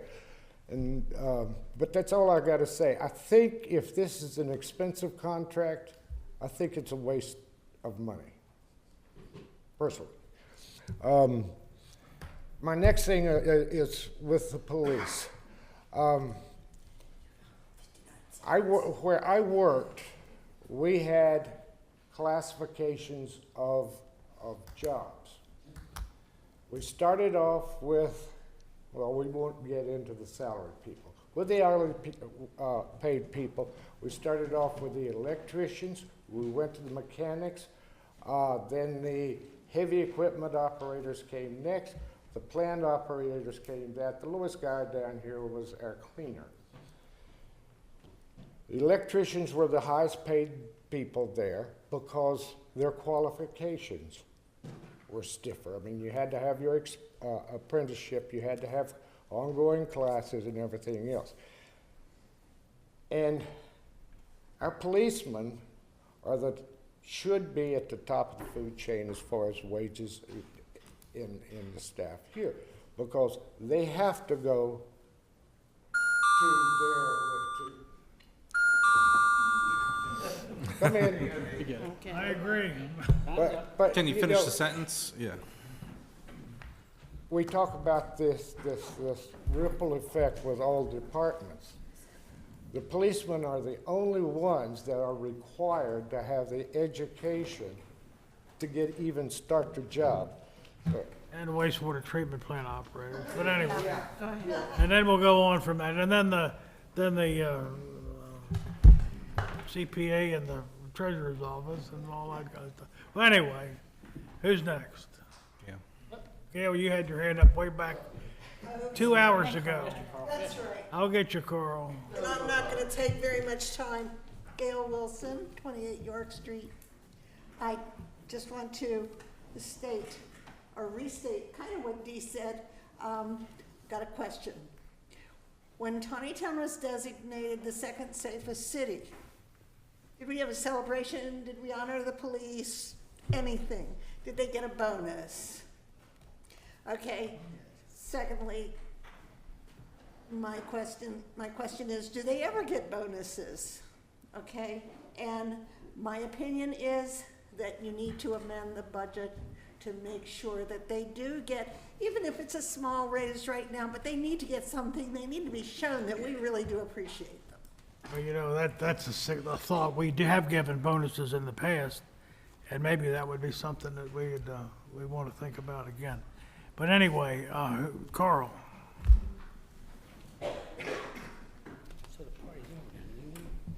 Carl, excuse me, you all know me. Carl Ebal, 320 Roberts Mill. A couple of things all to do with tonight. First thing, 10 years ago I wanted that report. Why did you wait until I was off the council? If I would have known you'd have gotten it that quickly, I'd have resigned 6 years ago. It took me a year to do that. Well, at any rate, I'm glad you got it. I'm sorry I won't be working on it. More importantly, Brad, Joe, I agree with what you're saying. However, Diane does bring up a very salient point. If it were me, Monday night, I'd be voting for a raise for the police. I got to tell you that. But we have to look at the rest of the crew. The fellows that work on the street, I mean, they work in some awful, awful weather, and they do some tremendously good work. We've got to look at that. The girls that actually run the town, that work downstairs, they need to be thought of. Everyone needs to be thought of. And what I don't want to see is what I've seen in the past. We talk about ways of, we're going to look at it, we're going to look at it, we're going to look at it, and then 2 years later, we still haven't looked at it. So it's time to get off the chair here and do something. And I mean that, and I think you should be doing something on Monday night. The final thing, I think you had another censorable offense in here tonight. The way this thing started out, I'm sick and tired of seeing this town be made to look like fools. If you don't censor again, at least reprimand. And let's get this problem taken care of. Thank you, Carl. Who's next?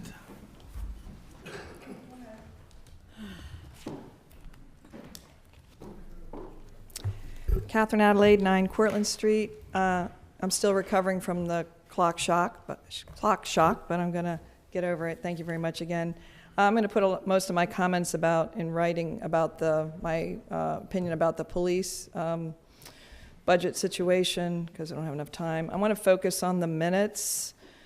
Specifically, I want to start with the charter, which Councilman Frazier read earlier, is that it is Section C, 603, duties of the city manager is to arrange for the taking of minutes of all city council meetings and keep a full and accurate account of the proceedings of the city council. Full and accurate. That's from our city charter. I do suggest that you post the draft minutes. I don't believe they're placed out here, the draft minutes on the website, or print them so citizens who attend these meetings can comment. Because once you pass all this on Monday, that becomes a permanent record. It's much harder to change. So I think that citizens should see the draft minutes for those of us who attend or watch the YouTube regularly, as I do. That's my suggestion. I don't think there's any harm in including a one sentence about any dissenting opinion from anybody. I think inquiring minds want to know when 4-1, 3-2, whatever it is, we care more about who's dissenting and why, at least I do, and I think it should be on there. Maybe limit it to one sentence, but there's no reason not to include dissenting opinions, at least one sentence.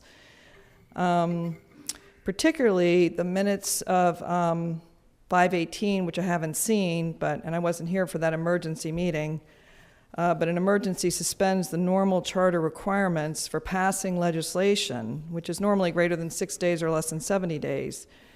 But you can't use one provision of the charter to nullify another provision. So the word emergency, even though it's not defined, I would caution you to make sure you include in the minutes the reason that you called for an emergency meeting and then passed legislation at that same meeting. Because if that became a regular practice, you would be using one provision of the charter to nullify another, which says you cannot pass legislation, introduce and pass it at the same meeting without an emergency. So the reason for the emergency needs to be stated. Finally, Article 44 of the state constitution says the provisions of the U.S. Constitution of this state apply as well in time of war as in time of peace, and any departure therefrom or violation thereof under the plea of necessity or any other plea is subversive of good government and tends to anarchy and despotism. That's from our state constitution. I'm just going to watch the clock tick off. Thank you very much. Really love the clock. All right, anyone else?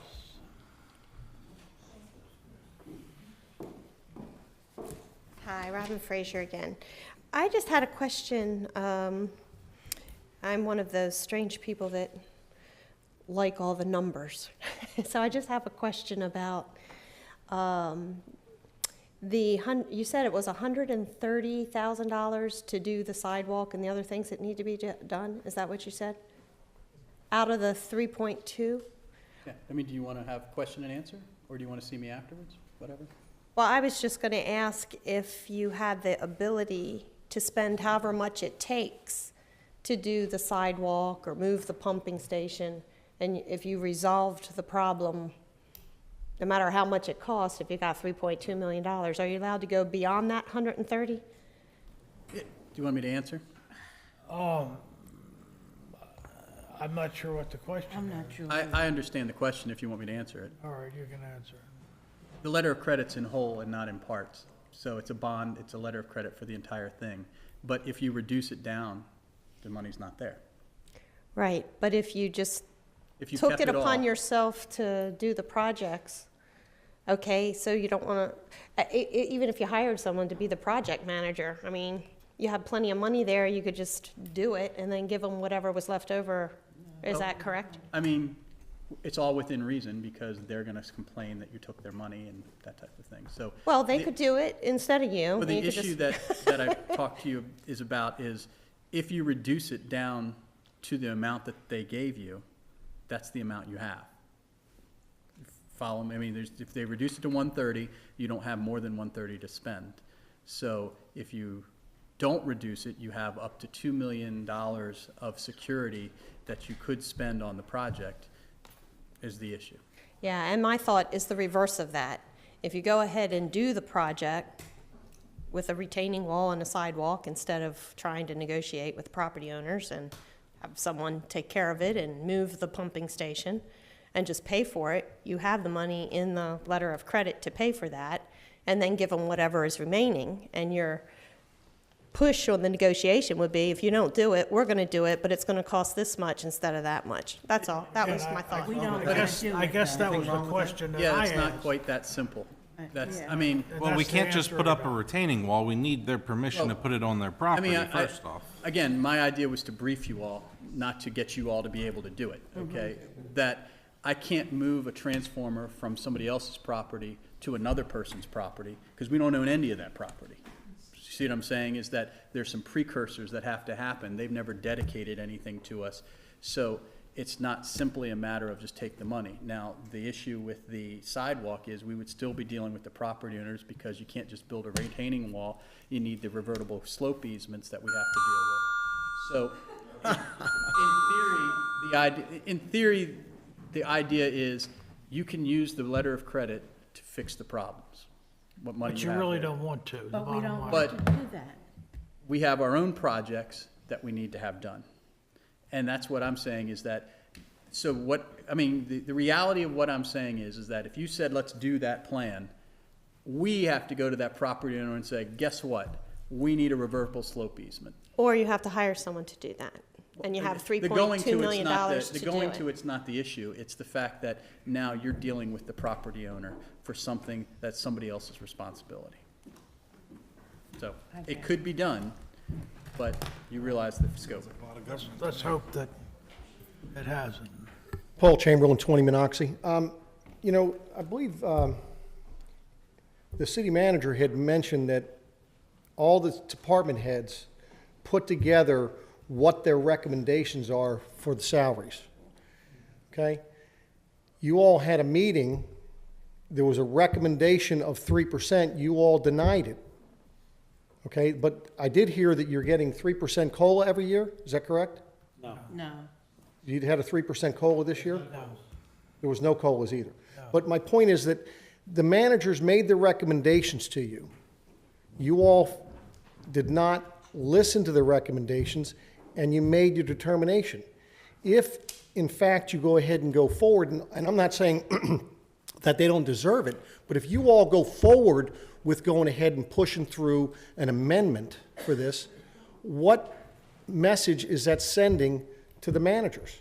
It's letting them know that if they come to you and they give you a good reason to make an amendment to the budget, that you'll do it. I think you were given the opportunity, you turned it down, and you know, this is something that you need to look at. And I'm sure there are other reasons why individuals are leaving. It's not just because of money.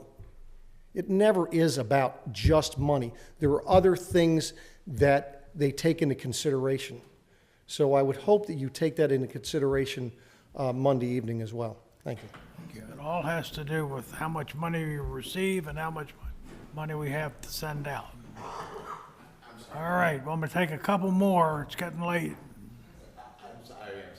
Okay, when I left the house, Emily said, don't get up and talk, so everybody keep this our We little won't secret. tell. Thank you very much. About the police, a big part of my job is going through compensation, recruiting, retainment of employees.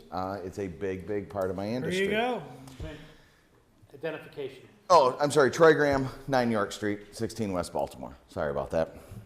So it's a huge part of it is, does it make more sense to retain people or to recruit people, and what are you putting together for compensation packages in order to recruit? The other side of it is when a compensation question does come up, time kills retention, okay?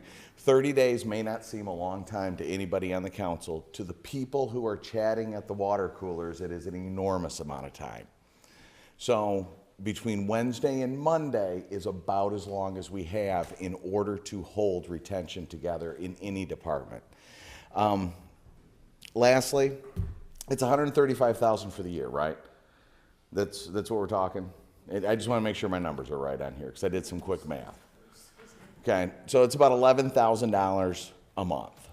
Okay, so if we take it by 6,500 people here, that works out to be about $20 a year per citizen. If we take that, divide that by the month, that's $1.73 per citizen per month. You guys can swing by my house and pick up $1.73 from each of us to have the best police department we possibly can. I think that 135,000, and for some reason this chamber loves big, huge numbers. We talk millions and hundreds of thousands. When we reduce them down to what they actually are, we're really talking pennies. So to have the best police department we possibly can for $1.73 per citizen per month, I think that's a bargain. I think if we wait 30 days, thank you, Dee. I think if we wait 30 days or wait 2 weeks, we're going to have a bigger problem with not only retention, but also recruiting new officers. So that's all I got. Sorry, Paul. I take one more.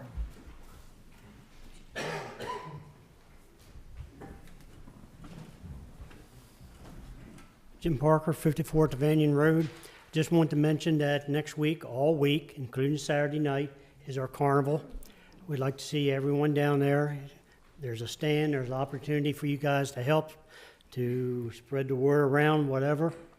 As far as the police department, that week, we count on these guys with our life. Thank them for their escort they give us to the bank, and let's say, give them what they need. Thank you. Don't forget to mention lunch every day at the Greasy Spoon from what time to what time? But 12 to 1 or- Lunch is from 11 to 1. 11 to 1, that's right. That's a lot of fun. All right, I hear a motion to adjourn. So moved. Second. Aye. Favor say aye. Aye. Thank you, folks.